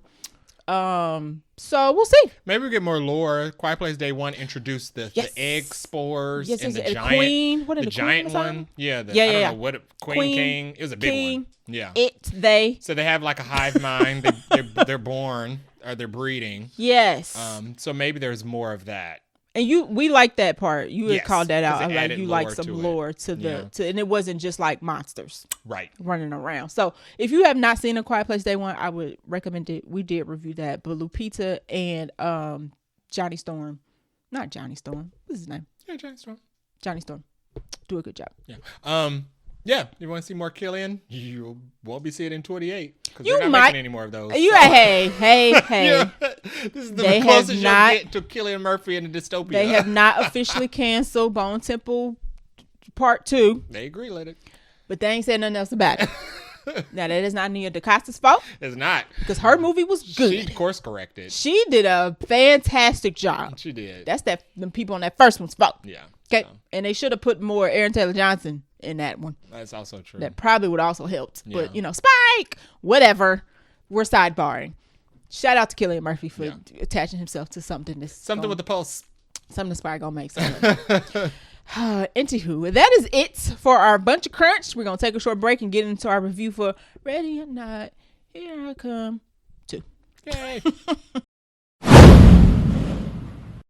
This week we watch Ready or Not, Here I Come. Ready or Not 2, Here I Come. That's actually the name of the movie. Once again, that song was nowhere in it. Nope. It was released March 20th, 2026. The directors are Radio Silence. They have real names, but I'm calling them Radio Silence. Okay. Because that's what they go by. They are notably known for directing the 2022 Scream and Scream 6. Yes. They will also be directing the new Mummy movie. The new Mummy movie. Yes. High expectations, guys. High expectations. Yes. Cast and characters of Ready or Not, Here I Come 2. I had the page open and I closed it, so let me open it back up. We have Samara Weaving is back as Grace. Now she is officially Grace Ladomas. Yeah. Her sister is played by Catherine Newton. Her sister's name is Faith. Now, if you've seen the first one, we're going to spoil it because we got to give context. Yep. Grace was a foster kid and Faith was her biological sister. Yes. That were adopted by the same family. So that's how Grace has a sister now. Right. If you're like, how does she even have a sister? Little context there. We have Sarah Michelle Gellar, who plays, her name was Ursula. I didn't know that. I didn't know that either. I don't think they ever called her first name. We don't call her Sarah. Okay. She don't look like no Ursula. Buffy. We have Sean Hatosi, who plays Titus, who is Sarah's brother, or Ursula's brother, excuse me. David Cronenberg, aka the director, is acting as Chester Danworth. He is Sarah Michelle Gellar and Sean's father. Yes. Put that into perspective. Elijah Wood plays the lawyer. He actually didn't have a name, but he acts like a lawyer. Yes. We'll get into that. Who else do I want to mention? There's a lot of people in this. Anybody else notable that I should mention off this list? Olivia Chang. Okay. Who played Mai Lin in Marco Polo. Mom will know who that is because Mom loved Marco Polo. Marco Polo was one of Netflix's first original series when they first started doing them. Okay. It's so old, they delisted it. That's crazy. It's like as old as like Hemlock Grove. And a lot of people like that show though, didn't they? Yeah. Okay. Shout out to her. Kevin Durant, who I think we mentioned earlier. Yes, from Abigail. I think that's all I want to mention. Okay. There's several different families in this, so there's quite a few people, but those are the notable guys. Yeah. All right, runtime of an hour and 44 minutes, hopefully, because I did not update the time from Hoppers. Hour and 48 minutes. Close enough. Budget is around $14 million. I didn't get like a confirmed number. One number said 14, one said 20. Somewhere around that. Okay. 14, which is like double what the last one costs. So it costs like 7? The last one costs darn it, I think it was 6 or 7. Okay. Let me double check real quick. 6. Okay. So they got some money. Anytime you double 6 million, or anytime you double any type of million, it's a lot of money. Yeah, that's true. Domestically, opening day, it made 3.8 million. It is on track to do 9 million opening weekend. Okay, it's all right. It's fine. Okay, we'll see. I'm curious what the global turnout. Half. Yeah, I'm curious what the global turnout will be. They've been doing a lot to market this, so. You know what? I feel like they haven't. I've been seeing a lot of their marketing. Have you? For this. Okay. Yeah. At least they've done a lot of social media marketing. I'm not sure how much that cost, but I mean, it's money. You got to pay people to do that. You do. Yeah. So that's interesting because I felt like I wasn't seeing any ads for it. So maybe my algorithm was. I feel like it was mostly social media marketing. That's what they do now. Okay. You don't see you're right. Commercials anymore. That's also true. Yeah. Although I'm surprised Disney did not show anything during the Oscars. We got a Wonder Man trailer. We got a Mandalorian trailer. We got a Devil Wears Prada 2 trailer. Nothing for Ready or Not. And this is from Searchlight, which is owned by Disney, by the way, if you're curious. So what's interesting about this box office is actually facing some top competition. So Project Hail Mary came out this weekend, which is doing extremely well. Shout out to Ryan Gosling for that. We don't know if that's going to make it on the podcast. We had to make decisions. We felt like Ready or Not was more our audience speed. Yeah. Right. So we may check it out. We may not. But if you are interested, it's getting good reviews. Yeah. It's got like an A cinema score. So it's really good. Check it out and let us know how it is. Hoppers is still doing well. There's a Bollywood movie that is out this weekend in the United States. And Ready or Not is currently in line to come in 4th. Yeah. Which is kind of crazy, personally. I mean, I don't watch Bollywood movies, but the fact that it's like not a U.S. movie is not beaten is kind of strange. Yeah, that's true. So something in the air. But cinema score wise, it's got a B+, which is the exact same as the first one. So that audiences feel pretty similar. Rotten Tomatoes wise, though, critics gave this one, or critics so far have this at a 75. The previous one was at an 89. Audience score for this one is 89, and so it's flipped. Yeah. And the audience score for the first one was 78. So critics don't like this one as much as the first one, but at the moment, audiences like this more than the first one. So I don't know. It is interesting. I have thoughts about that, which is why we're doing a review. So those are the facts and figures for Ready or Not 2. Jay, hit us with the plot. The plot for Ready or Not 2 is Grace. Yeah. Sorry. Grace has won the first round of hide and seek with the Lado Mas family, but there is a secret rule, I guess, that is triggered if you win that game, because nobody's ever supposed to win it. That where if you win, the council of families that are all in cahoots with this satanic cult get a chance to kill you too, because there is now a seat of power that's up for grabs at the high table. So chaos. That's the basic of chaos and hijinks. Yeah, shenanigans and hijinks ensue for sure. But we see that happening in the trailer. If you've seen the first one, then you know how that goes. Yeah. All right, so that is our plot. Let's get it with the non-spoiler thoughts. I'm going to go first. Sure. Because I don't know if I had that many. It was okay. It was fine. Yeah. Had a decent time. I was expecting more though. And I had not seen the first one in its entirety, so I rewatched it this week. Okay. And I quite enjoyed that movie. I'm still chewing on the differences of why I enjoy that one more than this one. It's a first. Something about that first one being a first one really it made more sense. Maybe it was the concept was new. Yeah. And this one is the same concept, just more people. It's strange. And you're like, this is the same thing, and now we being a little unfair. Yeah. It's a devil cult, y'all. It's all crazy, right? But they got a rule book, and the book is big. Like it's like stack all the Harry Potter books on top, and that's how big this rule book is. Yeah. So I was just kind of like, but it was okay. It's okay for me. The casting was all good though, so I didn't have any issues with the cast. The acting, cast chemistry was good. Sarah and Sean play a good brother-sister duo. Catherine and Samara play a good sister duo. Our other family members, all, they don't clash or anything. All that's good. So that wasn't my issue. The plot is a little weak though. It's the same plot from the other movie, and they try to add rules to make it more different, or to justify why they're doing this. Yes, to justify this movie, they added rules to make a rule so this plot made sense, but the rules to me didn't make sense, and that took away from the movie for me. To be honest, I like Catherine Newton as an actress. I don't know if we needed her though. Did you need a sister in this? Did you? No, because they made her up. So exactly. And then because she has a sister in their background, it adds another layer to the story. And I'm kind of like, I don't know, we needed it. Yeah. It's cute, but I didn't need this. I'm not here for family. It's funny. I'm not here for family relationships. And this movie is about families, interestingly enough. So yeah, those are my that pretty much takes care of my non-spoiler thoughts. My non-spoiler thoughts is a serviceable sequel. Okay. It definitely expands upon the first one by doing more, but it doesn't do a whole lot more. Yeah. Plot is a plot. Plot? What you see in the trailers is what you get. Oh, yeah. You're not going to get, it doesn't like. There's no twist. If the plot and the justification of the movie doesn't make any sense in the trailer, that's it. You're not going to, they don't expand upon that at all. There's actually nothing. And there's actually a moment in the movie when they're going through the rules where one of the characters is like, this is a stupid rule. The fact that we have to do this is dumb.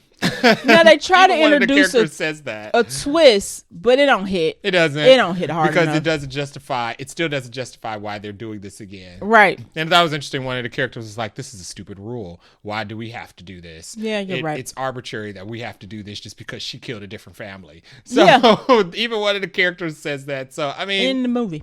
The plot is what it is. It ends exactly how you expect it to end. Yep. There's no surprises. There's no surprises whatsoever. Which is kind of disappointing. There's no twist.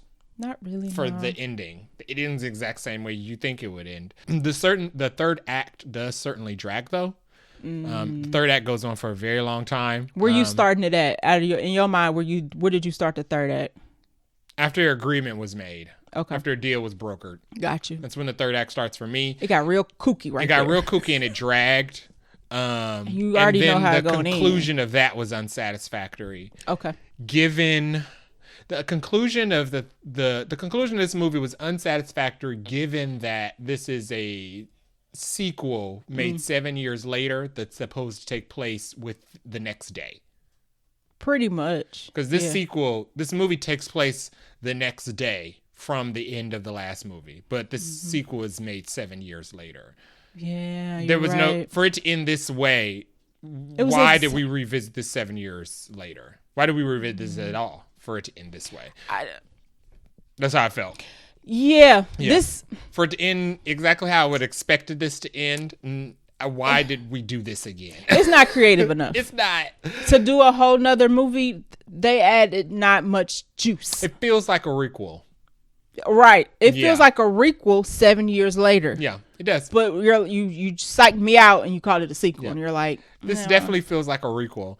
Like like if you didn't see the first one 7 years ago, you could watch this one. This is our second swing at it. Better. Yeah, you could watch this one. Yeah, and they recap it pretty early on in this movie too. They recap the first movie in flashbacks. You could watch this without watching the first one. Yeah, that's kind of crazy. And it makes sense why it got the same cinema score. I walked out of this movie feeling the exact same way as I felt finishing the first one. Where like this, it don't feel different. Okay. And it doesn't feel like this did anything different. But it was a serviceable sequel. Right. I didn't regret watching it. It still was fun.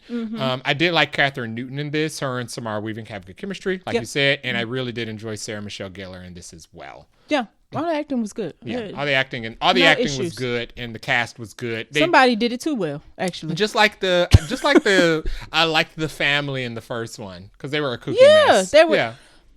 I mean, I didn't like them, but I liked their characters. I'm thinking I like the weird, crazy characteristics and personalities of that family in the first one trumps anything that happened with any family in this one. Because they're a family in the first one. In this one, they're all like different pieces families of rivals. Yeah. Because they're not and all we can't related. spend time with every family like we did in that first one. Yeah. Okay. And I think the rules of the game in this movie do a lot against the characters. Doing a lot. Yeah. Doing a lot in this sequel from the first one. That's my non-spoiler thoughts. All right. So if you don't want to be spoiled, even though you already know how this movie ends, because guess. Yeah. You know it. But if you don't want to officially know it or act like you don't know it, you should pause. Go check it out. Come back later because we are going to go into our spoiler section here in 3, 2, and 1. So we'll start off the top with our lead, Samara Weaving, plays Grace Ladomas. Now, if you have not seen the first one, she is the wife. Well, she marries Alex in the first one, and she has to play hide and seek. And the hide and seek is real. The family has to kill her, or else they go pop, aka die, if they don't kill her first. Right. Essentially, I think I said that right. She ends up killing them and wins the game. When she doesn't realize, JR to explain the plot. So that's the plot of this one. Yeah. Samara Weaving is, to me, the exact same she was in the first one. Yep. There's no difference in her character. It's only the next day. It's only the next day. So what character arc was we really getting? None. Because they don't have the opportunity for her. She was the final girl in the first one. Yeah. There's no gap, so she didn't have an opportunity to grow. So she doesn't get like the evolution that you would expect in the sequel. They try it though. Like she doesn't turn into Sam Carpenter in Scream 6. Right. Because she didn't have the gap to grow. She ain't moved cities or nothing. Yeah. So Grace has this sister, and we get a background about the sisters, and Faith is upset with Grace because Grace left the foster family to go, live her life. Yeah. And Faith was very upset with her because she's like, you left me. Like, and Grace is like, we had a good foster family. You were in good hands, but Faith is like, you left me. Grace flips back and forth for whether she likes her sister or not at the time, depending on what the situation. And that was a little frustrating. Yeah. Like 1 minute she's like, I didn't come back for you because I was a kid and you were a kid and I can't raise a kid. And then she goes, well, I was actually going to invite you to the wedding, but I didn't know where to find you. To, I hate that you found me. to you're my best friend and we need to be together forever. And I'm just like, Grace, pick a side. Yeah, both of y'all. Both of y'all need to pick a side. Because the back and the forth was getting real annoying. Kim, people are dying. I would have rather preferred that they hated each other's guts all the way through the movie until we get to a specific turning point. Yeah. And then we flip. Instead of this back and forth the whole movie. Yeah, it doesn't make sense that when at the expense of being hunted and murdered by a gang of lunatics, y'all want to hash out familiar drama now. We have time for that. Kim, people are dying. Yeah, and I get, it's a movie, so they have to do like movie stuff. They have to do it. I'm not here for that. No. I didn't come for that. Yeah. I don't care about her having a sister. You have to write it better to make that feel more natural. I much would have preferred the annoying thing where people hate each other the whole movie and then they flip it towards the end and they're like, you know what? Let's squash this. Let's live. Yeah. Versus, I love you. I hate you. I love Yeah, in the middle of us trying to dodge bullets and arrows and hacksaws. Exactly. Yeah. So Grace was the same. Samara Weaving did good. She's cool as an actress. I don't really have much else to say about her other than welcome to the next day. The only thing I had about Samara Weaving is that Grace still isn't that girl. In the first movie, there was this big marketing push where you thought that a lot of people went into the first movie thinking like because she was in the torn up bridesmaid gown and she had the gun and she had the bullets, she was going to be fighting back. And that's not what happened in the first one. The first movie, she just ran around screaming most of the time. And she kept getting kidnapped or captured, and then she would like finagle her way out of it. Yeah. Whirl away out. She didn't really like fight back throughout the first movie. She had moments where she like killed the mom, but that's because she was cornered and she was kind of fed up. And she had to. Yeah, but she's not that like fighter. She's not the fighter. Final girl. So I thought that the sequel, you're going to do that because it's the sequel. This is round 2. She should have an expectation. Right. She was still the same. She still wasn't like it's only been the next day. Yeah. She ain't got a chance to refine her skills. Grace still isn't like the final girl that you would expect in this type of movie. They gave her a scene. Yeah, one scene. And then it was over and then she does the thing and you're like, oh, okay, whatever. Yeah, so she's not a particular, Grace is not a particularly. She ain't no Ripley. Grace is not a particularly strong character, right? She's not a Ripley. And it makes me like, I didn't want her to be killed, but I didn't have no moments where I was really like, woo. I thought Grace would bring oomph because this is the sequel. This is the sequel and her sister is at risk. Right. But she didn't bring oomph to this movie because this sequel only takes place one day later. And she doesn't like her sister. And because she can't decide whether or not she likes her sister, she doesn't have the oomph to save her sister. Right. It's just her and her sister now running around. Screaming and hollering at each other. Yeah, so Grace didn't evolve. Grace was the same. Grace was kind of disappointing. Yeah, disappointing might be the word for it. Yeah. But it's not bad, but it's also like we thought we would get something else. But Samara Weaving still does good with the character. Agreed. She still has good chemistry with her sister. They do have a moment where she like suits up and she puts the gown back on. And that was kind of cheesy. In the hospital, where she's like, "Oh, I gotta get dressed. I can't fight." And they almost play music like it's like an Avengers suit up music. Yeah, I was like, "Is that like her super suit?" No, it's not. Yuck! I don't know why she put on this dirty, wet, nasty, bloody gown. You'd be better off fighting naked. She could have put on like some nurse smocks. Yeah, something. It didn't make sense. It didn't make no sense. It didn't make sense. And she ended the rest of the movie. This gross, nasty she don't dress change. That probably smells at no point. So yeah, they do like the suit up scene where she puts on the iconic dress from 7 years ago. Yeah, that's what they was going for. To see if it still but fits. It was the next day, so of course it is. It's like when you put on your wedding dress like years later to see if it still fits. It's basically what she did. 6 hours. It was kind of cheesy, but I thought that, she's suiting up. She's putting on the gown. This is round 2. And she says to her sister, like, I got to get dressed because, just in case I got to fight. And she says that a couple of times. She's like, just in case I got to fight my way out. And then she doesn't. So yeah, they definitely doing hide. They definitely hide. It was just more ready to hiding. Yeah, it was. Yeah. All right. Next up, we have Catherine Newton, who plays her sister, Faith. Catherine Newton is new to this movie, I should say. Mm-hmm. The character Faith is new to this movie, is a better way to put it. She was good. She brought the comedic relief, the comedic relief. But unfortunately, they wrote her Faith to do the same back and forth that Grace does. Like, Faith makes up a whole boyfriend. Yeah. In this movie. And it was kind of like, she does it because she's trying to like impress her sister to say like, I've made it. I'm doing good. I'm doing better than you. And when she reveals that it's fake, like it was funny. Yeah. We also kind of knew it was coming a little bit, but I didn't really have no qualms about Faith. I just she was fine. The character was fine. Catherine Newton does a good job. But, you know, in my opinion, you could have had this sequel if you was going to make this sequel. You didn't really need the sister. Like, it added an extra person, but they didn't really help each other out. No, they didn't help each other out. They took out one of the guys early on. Right. As a team, but then they didn't do that again for us. And at one point, they actually separate. Yeah. For like, and then Faith get her butt kicked. Yeah. Tremendously. Yeah. And it's like, well, this sucks. Yeah. So like, that was a choice. It was a choice. Like, instead of making it where they're like working together, right? They give them one scene and then they just argue the rest of the movie and then split up. So that was like false advertisement. Even when there's a scene where they have a chance to escape, they low-key argue. And you're like, come on, y'all. They argue their way out of escaping. I don't know if my preference would have been for Faith's character outside of, you know, sticking to the part where they really don't like each other and coming together at the end versus the flip-flopping, but something else. Some a little more meat on the bones of Faith would have been cool. Yeah.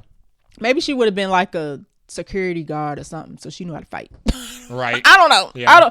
Another layer to Faith would have been pretty cool. All right, next up we have Sarah Michelle Gellar, who plays Ursula Danforth. So she is one of the families that wants to be at the high table, high chair, high seats, lead seats, whatever you want to call it. I'm thinking of John Wick. As soon as he said high table or high chair, I was like, this John Wick. Anywho, she plays the sister. Ursula and Titus are twins. And we in spoilers, so I'll say it. So the rule of the game is the person who wins hide and seeks triggers opening of the lead seat, whoever is sitting in power. Mm-hmm. And at this point, Ursula and Titus' dad, when we get to start the movie, is in that seat and he holds a ring. Right. And if you have it's the ring of power, essentially, literally. You have the ring, you are in that seat. Somehow, Grace killing the Ladomas family knocks him out of that seat. Now, I don't understand how that is because the Ladomas family don't have the ring. Yeah. So why are we fighting? Is weird. Yeah. But anywho, we'll go with it.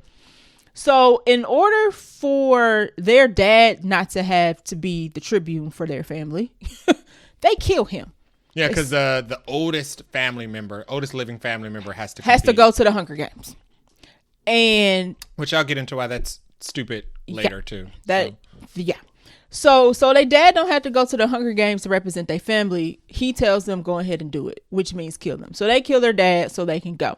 Now Ursula as a character, I didn't love because she is like, she's bad, like she's terrible, but she's a character who tries to present herself as I'm actually good. I'm the lesser of two evils. Right. I'm just following the system. There's what she said. She does the line that Val does in Thunderbolts, where Val was like, "There's not a good or bad. Yeah, there's just two sides. Yeah, there's not two sides. There's one side. And instead of whatever Val said, Ursula says it's the system, and we're like, but the bad people built the system sucks because bad people built. Yeah. Okay, girl. So her character, I was like, I'm not buying it. And then at the end of the movie, she tries to ask Grace for help because she's scared of her brother, and I'm like, girl, you went all this time with your brother, and you just now realizing he a nutbag. Yeah. Y'all like in y'all 40s. That didn't make any sense. I don't believe you.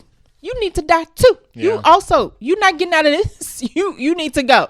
So I don't know if I love the writing for Ursula, but Sarah Michelle Gellar as Ursula, like acting wise, she was cool. I enjoyed the back and forth that she had with her brother, with the other families. Their family obviously cheats. So I liked how they kind of showed that. So acting was fine. I don't know if I loved Ursula as the character. I didn't have too many notes on Ursula. I thought the acting was good. Yeah. The twins were just in the cast of the rest of the killers for me. They were central. They were though. To the characters. They were the lead family, I guess. But other than the fact that they were brother and sister, just like Samara Weaving and Catherine Newton were siblings, and that she was the lesser of the two evils. It was kind of like a Gator Caracalla thing, but they didn't have as much. Who? From Gladiator 2, Gator Caracalla brothers. Gladiator 2. Gladiator 2. There were brothers. Yeah, Joseph Quinn and his brother. Oh, there you go. Thank you. Yeah. Thank you. It was like a Gator Caracola thing where one was a mess. A super nut. One was a mess and one was the brains. Yeah, you're right. You're right. It was kind of like that. That is a very good But they didn't have as much screen time as the two of them, so. You're right. But she did a good job as playing like the sister who was level-headed, who was kind of like worried about what happened if her brother got the seat. So and she was telling her brother, like, if we don't win, us killing dad would have been for nothing. Yeah. So I do understand her character, like, win at all costs. Although I'll get into that in likes and dislikes. Okay. Yeah. Okay. I was like, yeah, y'all right. Y'all killed y'all dad. If y'all don't win, y'all killed that man for nothing. So I hear you. You evil person. Yeah. I hear you. Next up, we have Sean Hotso. I said it wrong. Somebody gonna be like, girl, you suck. Hatosi. Yes. We're going to go with Hatosi, who plays Titus, who is Ursula's brother. Mm-hmm. Titus is terrible. I didn't realize how, as the movie progresses, we see how terrible he is. Yeah. I mean, he's not just, they make him like he's meek at first. And like he doesn't want to kill his dad or whatever. And Ursula smacks him around a couple times. Yeah. And one time when she smacked him, I think that's when it like turned on the trigger because he looked at her like, I could kill you right now. Yeah. And spoiler alert, he does. Yeah. Ursula don't make it out of this, but Titus is terrible. Sean does almost too good of a job at playing him a little bit. I was believing. I was like, this is a little too believable for me. He beats up Faith terribly. Yeah. Really, really bad. I actually feel like that scene went on for a little too long. It's the writer's fault. Maybe I was like, this is like, I'm how they got her in that situation didn't make any sense. It was poorly written, but and he kept going in and in and in. I was kind of like, this is like watching a domestic violence situation. Like, this is not just a fight like between John Wick and a female assassin, right? Yeah. Because both of those are equally powered people kicking each other's butt. This is a man beating the crap out of a woman. Yeah. Repeatedly kind of for no reason, to be honest, because Faith is not the one they need to even kill. They could let Faith go, honestly. Yep. They only got her there for Grace, to lure Grace in. So him beating her like that was just a little too much for me. Like, that scene just went a little too long. So I hated Titus like the whole movie, but it just got worse after that. But Sean did a good job, I guess. That was on my notes on Titus. He sucked. Oh yeah, your notes. Okay, yeah, the same thing, because he even had less screen time than Sarah Michelle Gellar sometimes. Did they have less or the same once you Tyler it? We at least got some sequences with Michelle Gellar on her own, which we didn't get with him. We got the sequence with her when she went to go toast Samara Weaving, and we didn't really get any monologues from him. We got a monologue from Sarah Michelle Gellar explaining who he is. He had a couple scenes where it seemed like he was trying to figure out the relationship between Grace and Faith, and then when he gets with Faith by herself, he's like, did she abandon you? He played a good, terrifying villain, because when he showed up after the champagne scene and he walked into the room and you realize he heard what was going on, I was like, oh snap, this is about to be real bad. So Sean did good as acting as Titus, but Titus, the character, was terrible through and through, and kind of badly written. But anyway, last but certainly not least, we have Elijah Wood, who plays the lawyer. He might stand out, honestly. Okay. It's weird because he's not the lead. He's not in the family.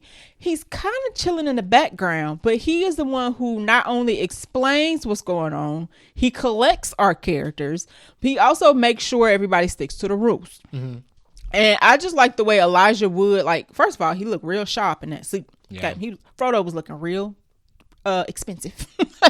But he also had the thing where he wouldn't say anything. He would just look. So somebody would do something stupid and he would just look like to the left or to the right, or just look at you and you'd be like, okay, that's my answer, because of the way you look. Yeah. So I liked Elijah Wood's portrayal of this, like, not unassuming, because he obviously has a presence, but I don't know. I just like how the lawyer character was there. He was significant and he kept everybody in check, but he ain't hurt nobody. So I liked it. Yeah, same. He wasn't involved. I mean, he was there to give the exposition about the rules. I like his exposition. And everything, and filling in gaps.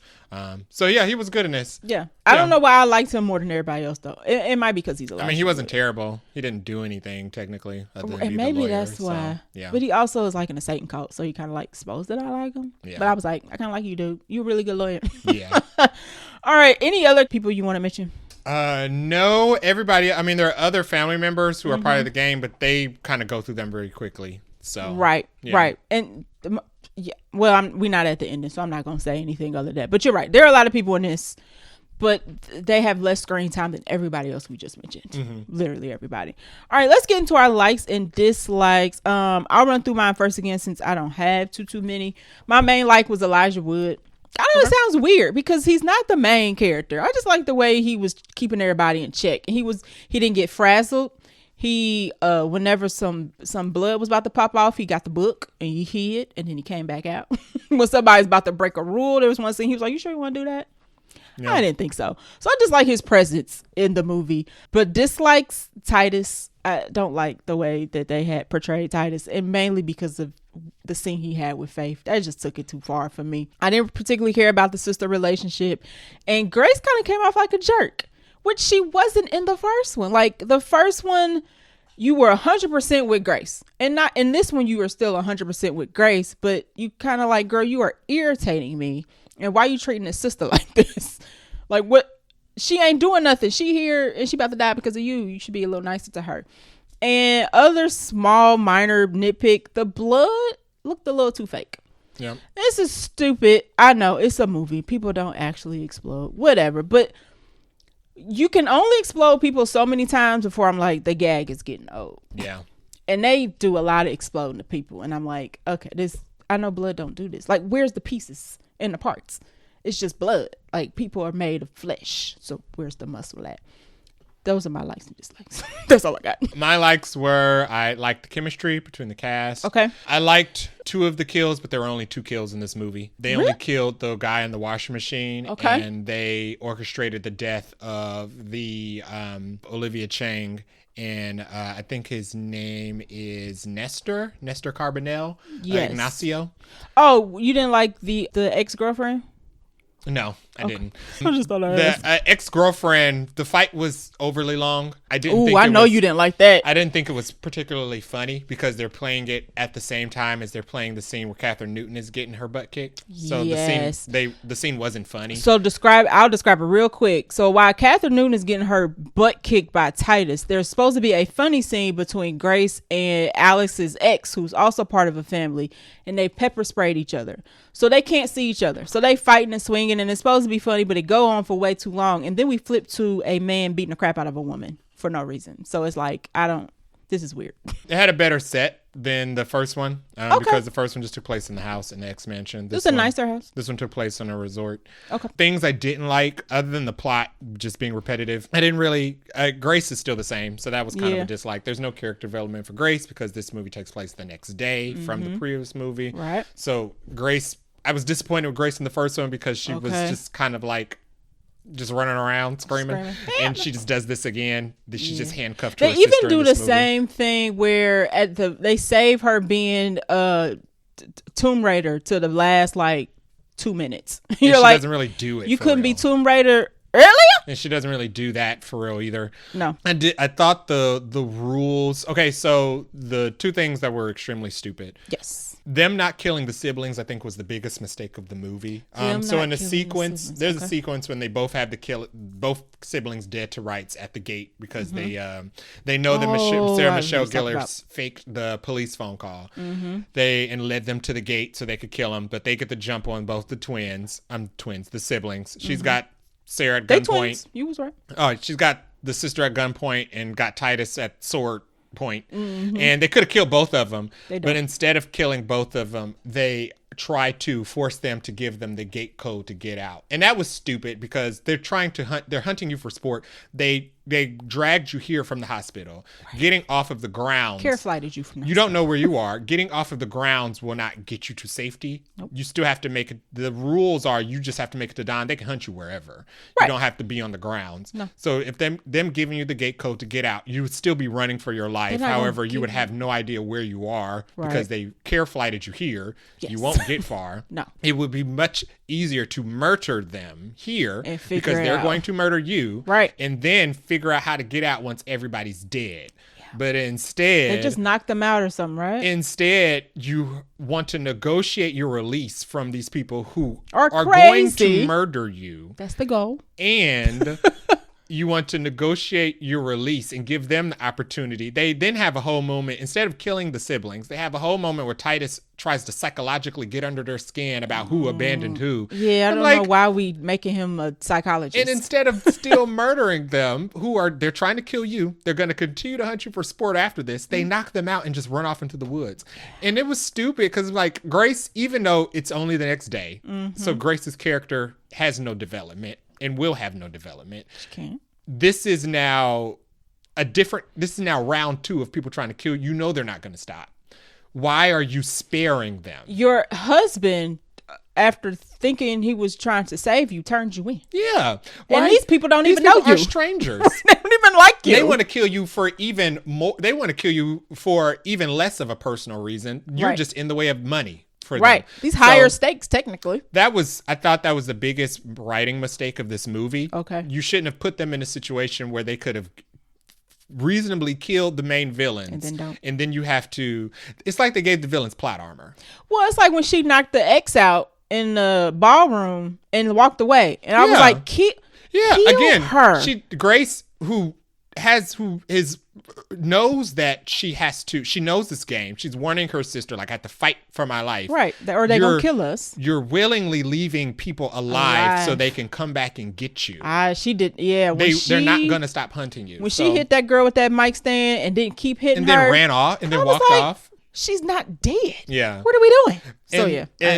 So that was bad. That was really that ruined a lot of the plot for me because I'm like, you shouldn't have put them in a situation where they did that. You shouldn't have put them in a situation where they would have resolved most of the conflict. Right. Because now you have to awkwardly write them out of it so that the movie you had to give the villains plot armor and shield the villains from death so that the movie could continue. And the only reason why she had her Ripley Terminator scene was because like 2 minutes later after the scuffle, she finds a gun and then she shoots the ex with a shotgun. It's like, girl, that was unearned. It wasn't earned because you could have killed her with the mic stand 5 minutes earlier. That wasn't impressive for me at all because they try to make it this moment where like, the girl's like, you come back for more, and she like shoots her and barely looks at her, and it's like, well, and she shoots her again. You had the opportunity to kill her earlier. Right. Now that they've kidnapped your sister that you kind of really don't care about anyway because you let her walk off into a compound that you're both still trapped on. I wish you didn't find me. Yeah, and you let her walk off. You're trapped on this compound. She's not going anywhere. She's just going to get kidnapped by somebody else. They're waiting for you. You're locked on the grounds. She's bait. Yeah, so she's literal bait. You let your bait walk off.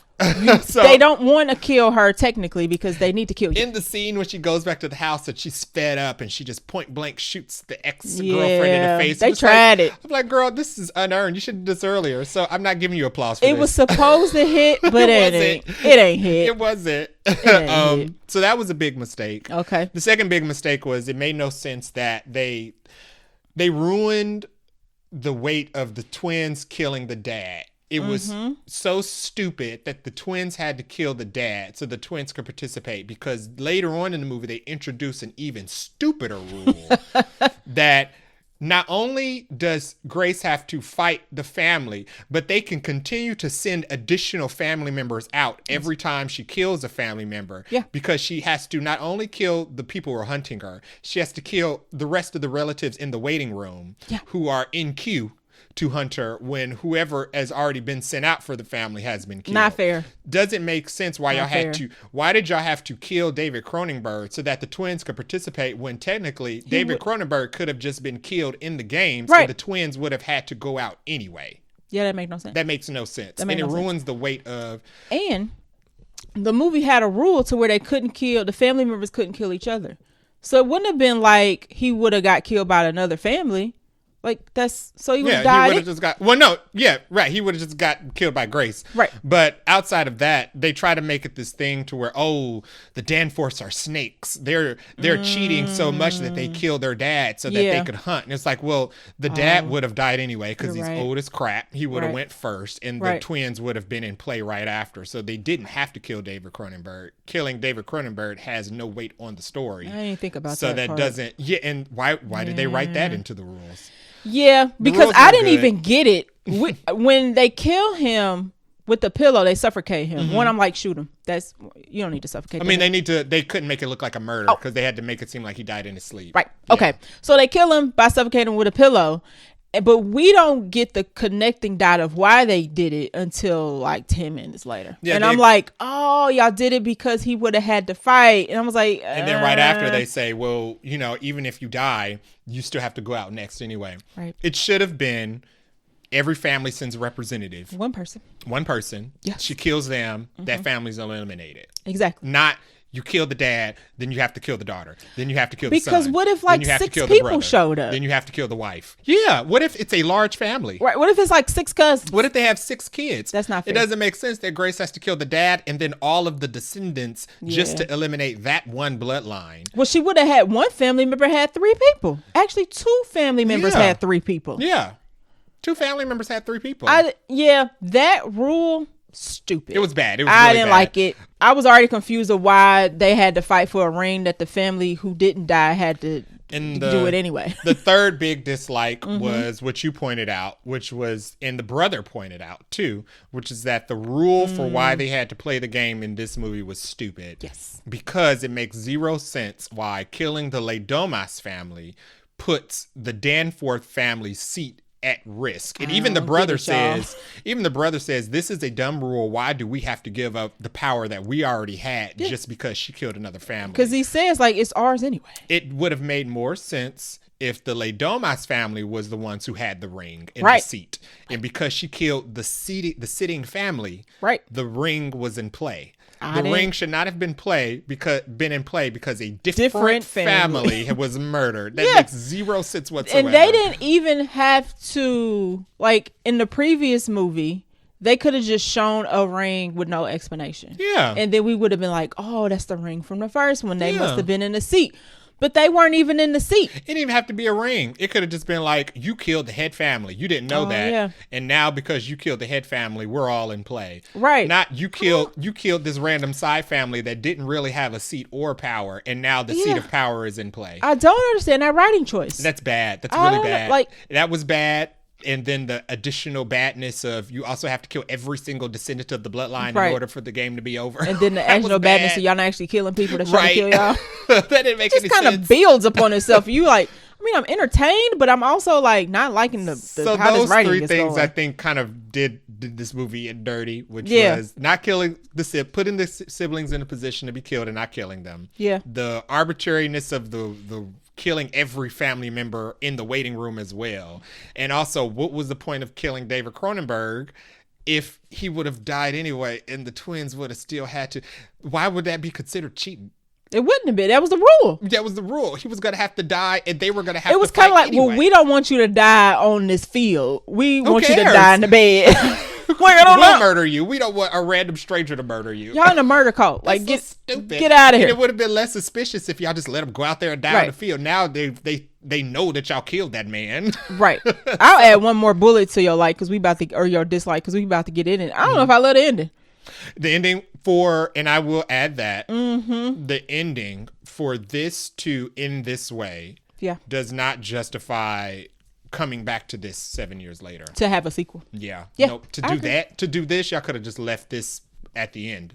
We could have just ended it. Yeah, y'all could have just ended it. This is a perfect example of everything don't need a sequel. That's true.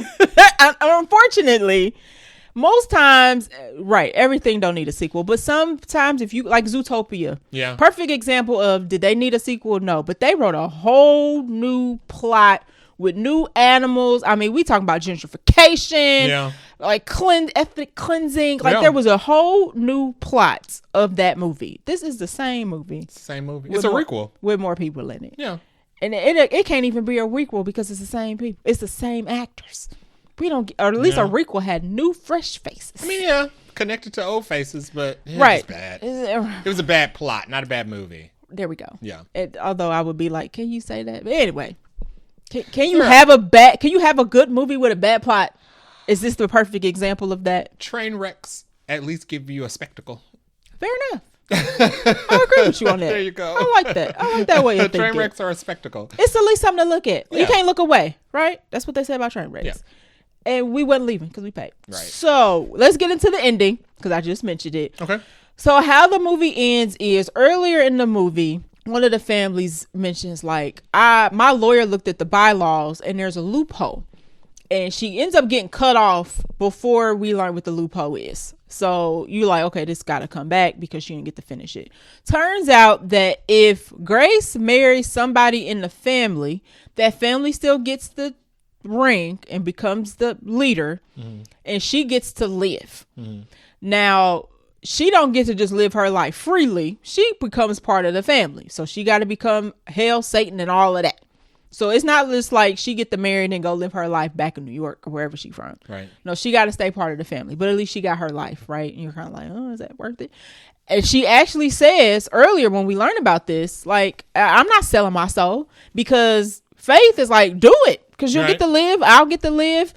And Grace is like, no, like, I'd rather be dead than sell my soul to the devil, essentially. Yeah. But you know what the ending is? She marries Titus and sells her soul to the devil. The thing she said she did not want to do, she does all for the sake to sacrifice, all for the sake of saving her sister and her sister. Right, because we friends again. We BFFs now.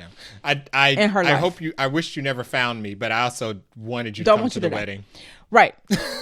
How do you tell? That's like me telling Jay, I wish we weren't siblings, but I sure love that you came up with this podcast idea. Right. Like, what? You can't have both. Yeah. That doesn't make any sense. That's weird. Bad writing. Yeah. So Grace changes her mind. She decides, I will marry Titus so that her and Faith can live. We go through a very ceremonial wedding, because the wedding is not just a wedding, it's also the changing of the guard, essentially coronation to make Titus the new leader. We go through the whole thing. They say vows, they exchange blood and all that. Now right before we get to this, Ursula shows up because now she's afraid of Titus, because she's seen what he can do to Faith, essentially. She saw him beat up Faith real bad, and she's like, I'm scared. I'm afraid that when he gets in charge, he's going to be real bad. Like, Grace, I need you to help me control Titus. Unfortunately for her, Titus heard all that. Yeah. And he walk in like, oh, you think you can control me? Grace, check this out, and kills Ursula. Basically chokes her and breaks her neck. Right. Ursula dead. Sarah Michelle Gellar's out of here, which I'm not surprised. She had to die. Some way she had to go. She was a bad person. Yeah. So Grace and Titus get married, and then as you're watching the movie, you're like, I know how this is going to end. They're not about to kill Grace or Faith. Like, this ain't this type of movie, right? You also know that all these bad people are also going to get it, because that's what happened in the first movie. So they, he kisses her, whatever. It's real awkward and weird, obviously, because Grace don't want to get married. Faith in the back like, oh no, this is actually happening. And then Grace takes a pen. I think she takes a pen. She takes the pen. She takes the pen, the blood pen that they've been using all movie to sign stuff, and stabs Titus repeatedly. I mean, she going in, jab, jab, jab, jab, jab, jab, jab, jab, jab. She's a Sam Carpenter. Yes, and she says to him, you said, remember, there's no rules against killing family. Yeah. And that is the line he tells his sister Ursula right before he breaks her neck. And the I got you line. And, I told you at the beginning that I was going to be the one to get you. And he was right, like, because he married her. Right. That's not what he meant. Obviously, he meant he was going to kill her. Right. But he's saying that in reference to her marrying. And she says to him as she's killing him, like, no, I'm the one who got you. And it's kind of like, but you ain't say that at the big. I mean, I know what you're trying to say, but it had no umph. It had no umph behind it. And I'm going to blame that on Samara Weaving. But anyway. So she kills Titus, and she's now the head. She's head chick in charge of the Satan crew. And they all looking at her like, so what's about to happen now? And her first and only order of business is that she will no longer be head of the Satan crew. Yeah. So way back in the beginning, Elijah Wood says, if nobody is wearing this ring at dawn, the LaBelle ain't going to be happy. Yeah. And when LaBelle not happy, people start exploding. So Grace throws the ring into this nasty sacrificial pit that they put all the dead stuff that they sacrifice in. Yeah, the lamb carcasses. And she throws it in. And then, of course, all the family members who at the wedding and the coronation jump in for it, because they're like, well, hey, like, if it's up for grabs, I'm going to take it. Yep. Dawn comes. Nobody has it on because they're too busy scrapping, and they all explode. Yep. Luckily, we don't see, like, we see some explosions early in the movie, but they don't show this particular one because at this point I'm over people exploding. Yeah. Although also, unfortunately, there was one dude hiding and he's like, oh, I made it. Like, you know, I didn't jump into the pit, so I'm good. We can all leave together. And it's like, no, dog, that's not how this works. Yeah. He explodes. So we get one final exploding shot of somebody all over the sisters. And we're like, yuck, this is gross. Elijah Wood gives a little smirk because he don't die because he ain't part of the curse or the families. He's just a lawyer. So he gets to live, I guess, and somehow carry the tradition. I don't know what his job is at this point. Maybe he go back to just being a regular lawyer. Our sisters, Grace and Faith, kiss and make up, hold hands, and then walk off to happily ever after. Yep. The end. Pretty much similar to the first one, where Grace kills everybody and she gets to live. Yeah. This time she gets her sister to live with her. Yeah. And that's it. Yep. It goes off. All the bad people die. All the good people live. All right. Did you have a favorite line or scene from this movie? Not really a favorite line and not really a favorite scene either. This movie didn't really have any big moments. I agree with you. No, it didn't have any huge moments in this movie. Not even like any huge set pieces. I mean, the most interesting set piece was probably the set piece in the third act because it was just different than being on the resort of the wedding. whole movie. Okay. I guess the best kill would be the dryer sequence. That was kind of funny because they put the guy in the dryer and they're kind of just waiting for him to die. Washer. Yeah. And they're kind of just waiting for him to die, and they're kind of just awkwardly waiting for him to like drown to death. He's just tumbling because he goes doop, doop, doop because it's a washer. So that was kind of the best scene of the movie, I think, and it's also the only scene where they worked together to kill somebody. They didn't work together. That was the first murder. That was the first kill. It was. And it was the first and only time that the two sisters worked together to take one of them down. They didn't really work together any other sequence. The rest of it, they kind of ran around together, then argued, and then separated. But there was no other killer that they worked. I mean, Samara Weaving took down Chin by herself. I was thinking about that was the one I was gonna pick. Yeah, she got her to kill each other by herself. Grace was hiding. I mean, Faith was hiding. Right. So. And I'll pick that as my favorite kill only because I didn't see it coming. Oh yeah, when Grace killed the two family members. She had one family member kill the other one by accident. Mm-hmm. Yeah. That was good because the rule is the family members can't kill each other. If they do, LaBelle gets mad. LaBelle gets mad means you explode. The family is eliminated. Right. Yeah. So both families got eliminated at the same time. Only her. That was the family with the ex-girlfriend. Yes. So the players got eliminated. Of course, they both had replacements. Yeah. Which, stupid rule. But I would say that was my favorite kill because I didn't see those two killing each other coming up. So, all right. So that is our favorite line or scene. Did you have any random note? Random notes. David Cornsweet. David Cronenberg is not an actor. Oh. He had like 5 lines? He had 5 lines, and it's very good. He only had 5. Okay. They were delivered very dryly. They were. And then he was killed. So that was bad. Even when he said, just do it then, I was like, doing what? He was definitely stunt casting, but he was not here for the acting prowess. Yeah, I agree with you on that. You should have saved some money. The resort was very rich. Okay. The Danforth Resort. We got to see the scale of it when they were like driving everybody in and flying her in. Yeah. Although the set, we kind of just revisited the ballroom over and over again. Like they kept running back to the ballroom. Like the reception room. Because there was a wedding they was having. Yeah. There was a wedding that they were having at the resort that they had to clear out. Yeah. So they kept kind of revisiting like the ballroom or the dining room every time between each fight. Listen, they was like, we ain't building this whole thing. Right. Budget. I thought it was funny that Derek was made up. That was funny. Yeah. All right, that was a good moment. And the mace fight was a bit too long. I knew you weren't gonna like it. I did. It was a funny concept, but they was fighting, and like you said, the way they flipped back and forth between Grace this stupid long fight happening at the same time that her real sister is being beaten to death was stupid. I don't care about this. And he's beating her like terribly. Yeah, I don't can't care about enjoy this stupid girl fight that is going to result in Grace still not killing the person that's trying to kill her like an idiot. Right. Like, I don't care about that. And I was like, dying. I can't even laugh because this man's beating this other woman to a pulp. Yeah. I can't enjoy it. I can't enjoy it. These scenes shouldn't be, and the only reason this happened because the writers put them in this stupid argument where they separated. Middle of them fighting for their lives. It made them separate so they could both have these stupid individual fights. Right. Only for Faith to immediately turn back around and run into Titus. That's so stupid. She walked away for maybe a minute. So the cute cat fight scene didn't work. Right. Parallel to Faith being beaten to death by a man in the hallway. It was so bad. That was really bad. It was so bad. Oh, he was beating her so bad. I don't like that. That was terrible. Only random note I have is shout out to Samara Weaving's lash tech. Her lashes was nice. At the very beginning, when she's like passed out and they're doing a CPR, I was staring at her lashes because they was all nice and long and separated. Yeah. That's all I got. I think I've said everything else. And I don't know how Catherine Newton was well enough to be at the wedding ceremony like an hour after she got her ribs broken by Titus in the hallway.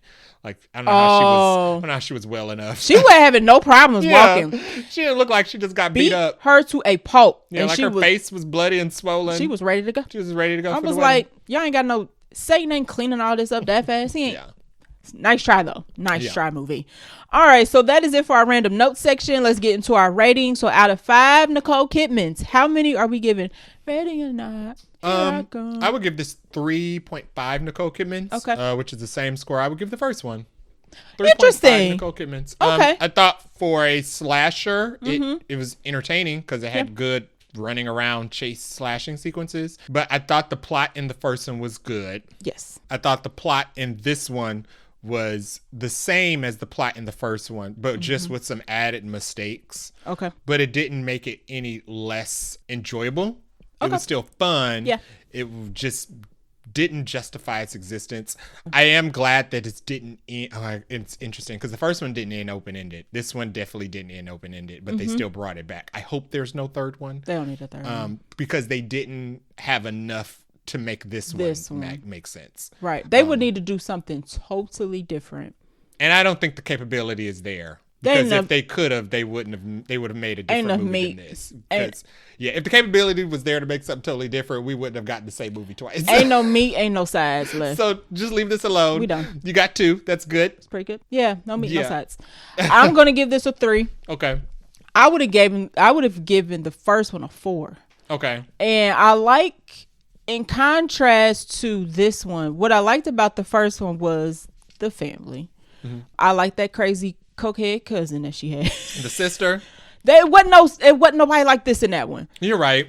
No, not. You know what? They tried to do. The characters who had the cast who had the most character were the ones in the waiting room. The ones running around. Yeah, you're right. They got killed so quickly, and we barely got a lot of the personality. We got a lot of the daughter and the kid and her little brother, and we got a lot of the younger brother. Farage's younger brother and the spoiled cousin in the robe that kept talking about his massage. We got a lot of their personality. They were cool. And not most of everybody else, now that I think about it. Yeah. So maybe that was it. The character that I was looking for was the people in the waiting room. Or the brother in the first one who was like Googling if the satanic cults are real. None of that. That was funny. Or how to use a crossbow. He was like, cult real or fake? Yeah. He was like, is it BS? Like, that was funny. That was funny. So or the butler. The butler with the fake with the prop gun, prop ammo. Oh yeah, when he was like, that's fake, girl. Nice None of the help in this one were entertaining either. So the maids. Yeah, the maids. The first one was funny. So the first one had more she pizzazz. Kept killing the maids by accident. Okay, so the first one was a 4. And they were like flipping heads and tails to like who's gonna drag the bodies out. The maid that she accidentally killed at the dumbwaiter. Yes. Who tried to sell her out. And she was like, "Oh, she's over here." She like, no, you didn't just rat me out. Or when they found the last maid, the dad was like, she's taking all of us out. Right? She's like, how? Okay, so the first one was definitely a 4. So the first one had more.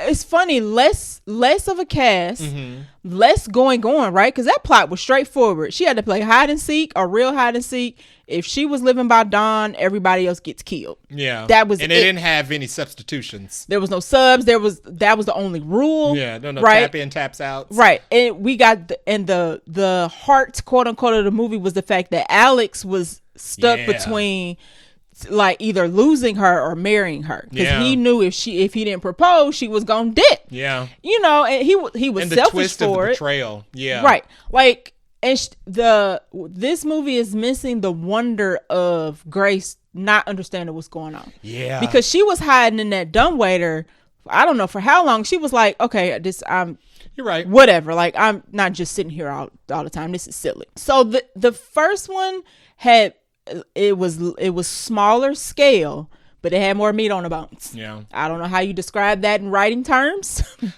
but that's what it was. I think for the character not to have evolved, but in 7 years we have. Maybe. So, as the audience in 7 years. We've expected more. In 7 years, you want us to go back and rewatch this, basically. The first one. We would have expected more. Grace should have grown with the rest of us. Something. It should have been a 7-year gap for real. Yeah, it should have been. Something. I mean, it's the weird thing another thing I didn't like about this one is that it's a satanic cult, right? Mm-hmm. But they having weddings and they saying blessings and they're like, and I'm kind of like take it for like, if you are I don't know, I ain't been as no satanic cult. I have no experience with this, but I'm not saying grace and peace if I'm in a satanic cult. I'm not doing that. That's just not what I do. So I was like, if y'all love Satan, like you're not saying stuff that like a Christian. Yeah, I think it don't make no sense. You have a Christian wedding at a Satan cult. I think it's 7 years from the last sequel. Yeah, we're coming back, but we're watching this character be the exact same, and not any stronger. Yeah, and making in the same mindset, making the same mistakes, and not working any smarter. And the family of the first one had way more character to me than the multiple families of this one. And maybe because it was too many families, we had the right characteristics for all these, and it just didn't hit. Yeah, if you had less people. I mean, even the 3 maids that got killed, like all those scenes were notable because you had a crackhead cousin who kept accidentally killing them. Yeah. So, and then you didn't have Alex's brother. Now, Alex's brother irritated me in the first one because he kept going back and forth, but they wrote him well because he was real conflicted. Like, you can't live because my family's going to die. And then he was like, you know what? This is BS. I'm going to help you. And then he was like, actually, like my family can't die. Like this is... So they had all of that in the first one that did not carry over to the sequel. And I'll add that they did another quick flash LaBelle appearance in the end of this, except he was giant. And it was more cheesy than it was in the first one. Because in the first one, he was like regular size. He was a regular size ghost. He was sitting in a regular size chair. But in this one, he was a giant ghost. And that was goofy. He was like Zeus. He was so big. He was like in a giant stone chair sitting behind Elijah. It's like, no, why is he giant? Right. So, they lost some of that magic of this first one. Yeah. Trying to make a sequel. Like when Disney came to them and said, hey, like we want a sequel, they should have been like, can we make this other movie instead? Yeah. Don't wait too long to do a next day sequel. Not almost a decade. Yeah, because it's funny because I just watched that movie like 3 days ago. Yeah. So it ain't been 7 years for me. No, it's been 72 hours. Yeah. And I'm still kind of like, I don't know, guys. I don't know if this sequel was necessary. So it's a 3 for me.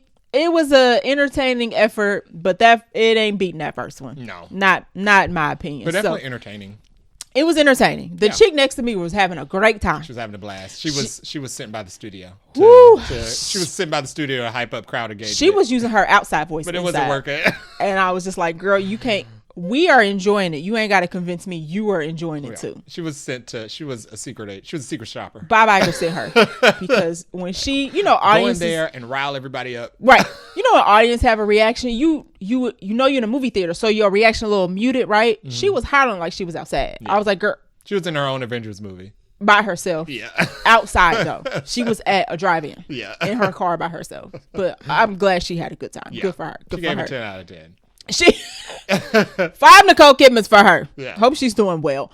All right, so that is it for our review for Ready or Not 2. Here I come. If you see it, check it out. I'm curious if I'm the oddball one who thinks this is lower. Yep. Because the Rotten Tomatoes score for the audience is technically higher, but this is new. Yeah. It ain't been out very long, so maybe they'll come to like the same after a couple months or so. Yeah, it's very interesting that cinema score is the exact same. People walked out of this theater feeling the exact same. Which is probably good for like the franchise. Not worse.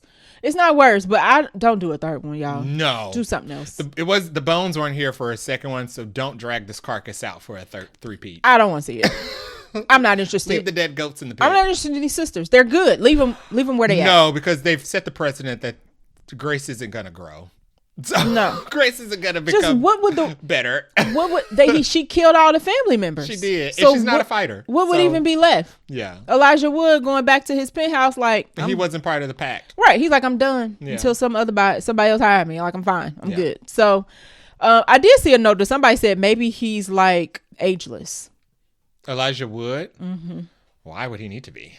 Because he's like, Satan's like, oh, so if Satan cult needed like a lawyer that they wanted to just, keep around, he would just be ageless. I guess so. Maybe it's a fan theory. I don't know. I did like his Maybe somebody find the ring in the forest. Maybe. Well, they would have to get into that pit. Well, she threw the ring in the... Wait, what did she throw in the forest? She threw her her wedding ring. Her wedding ring in the forest. Gotcha. Which, yeah. So maybe somebody... No, we giving ideas for a third one. She should have pawned the ring. Let's shut it down. Yeah, she could have. Yeah. She probably need the money now. She started out broke. She need the money. Now she's back to where she was. They can be broke together and write that story. That's fine. That can be the next movie. What are they doing now? They ain't got nothing to do with no satanic cult. Great. All right. So what are we watching next week? They Will Kill You. Which is... Radio Not 3. Joking. It's a twin film. It is a twin film. It's given twin film. I will say I'm my hopes for this one a little higher. It's a new concept. Because I wanted to give me what Ready or Not did not. It looks like Zazie Beetz is going to be giving us the final girl we're looking for. Listen, she kicking butt, y'all. She got pow, pow, pow, pow, pow. I like it. And it's new.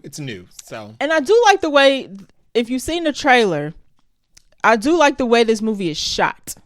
I don't know how to describe it, but it's the scene in the trailer where she's hiding in the cupboard. Yeah. And they open it and does she do that slow action shot? Yeah. With the gun? I like that. Kind of how they shot Charlie's Angels action sequences. Okay. I'm liking the way this movie is shot. So looking very forward to this one. That will close out our Women's History Month with all women-led movies. It will. Yeah. All right. You got anything else? Nope. All right. Thank you for listening. If you like our show, please give it a share. You can leave us a review on Apple Podcasts or your favorite podcast app. Or you can go to vaguelynerdypodcast.com where you can also leave us a voicemail. We will play on the show if it is nice. If not, I will hit delete so fast you won't even be able to blink. You can follow us on Threads. We are most active, or IG at Vaguely Nerdy Podcast. We are also on Blue Sky and Twitter at Vaguely Nerdy Pod. You can reach us via email at vaguelynerdypodcast@gmail.com. Also send something nice. If not, I will delete it and block you. If you're listening to us on a podcast app, you can also listen to us on YouTube where we have an animated show where we are also Vaguely Nerdy Podcast. Until next week. Bye. Bye.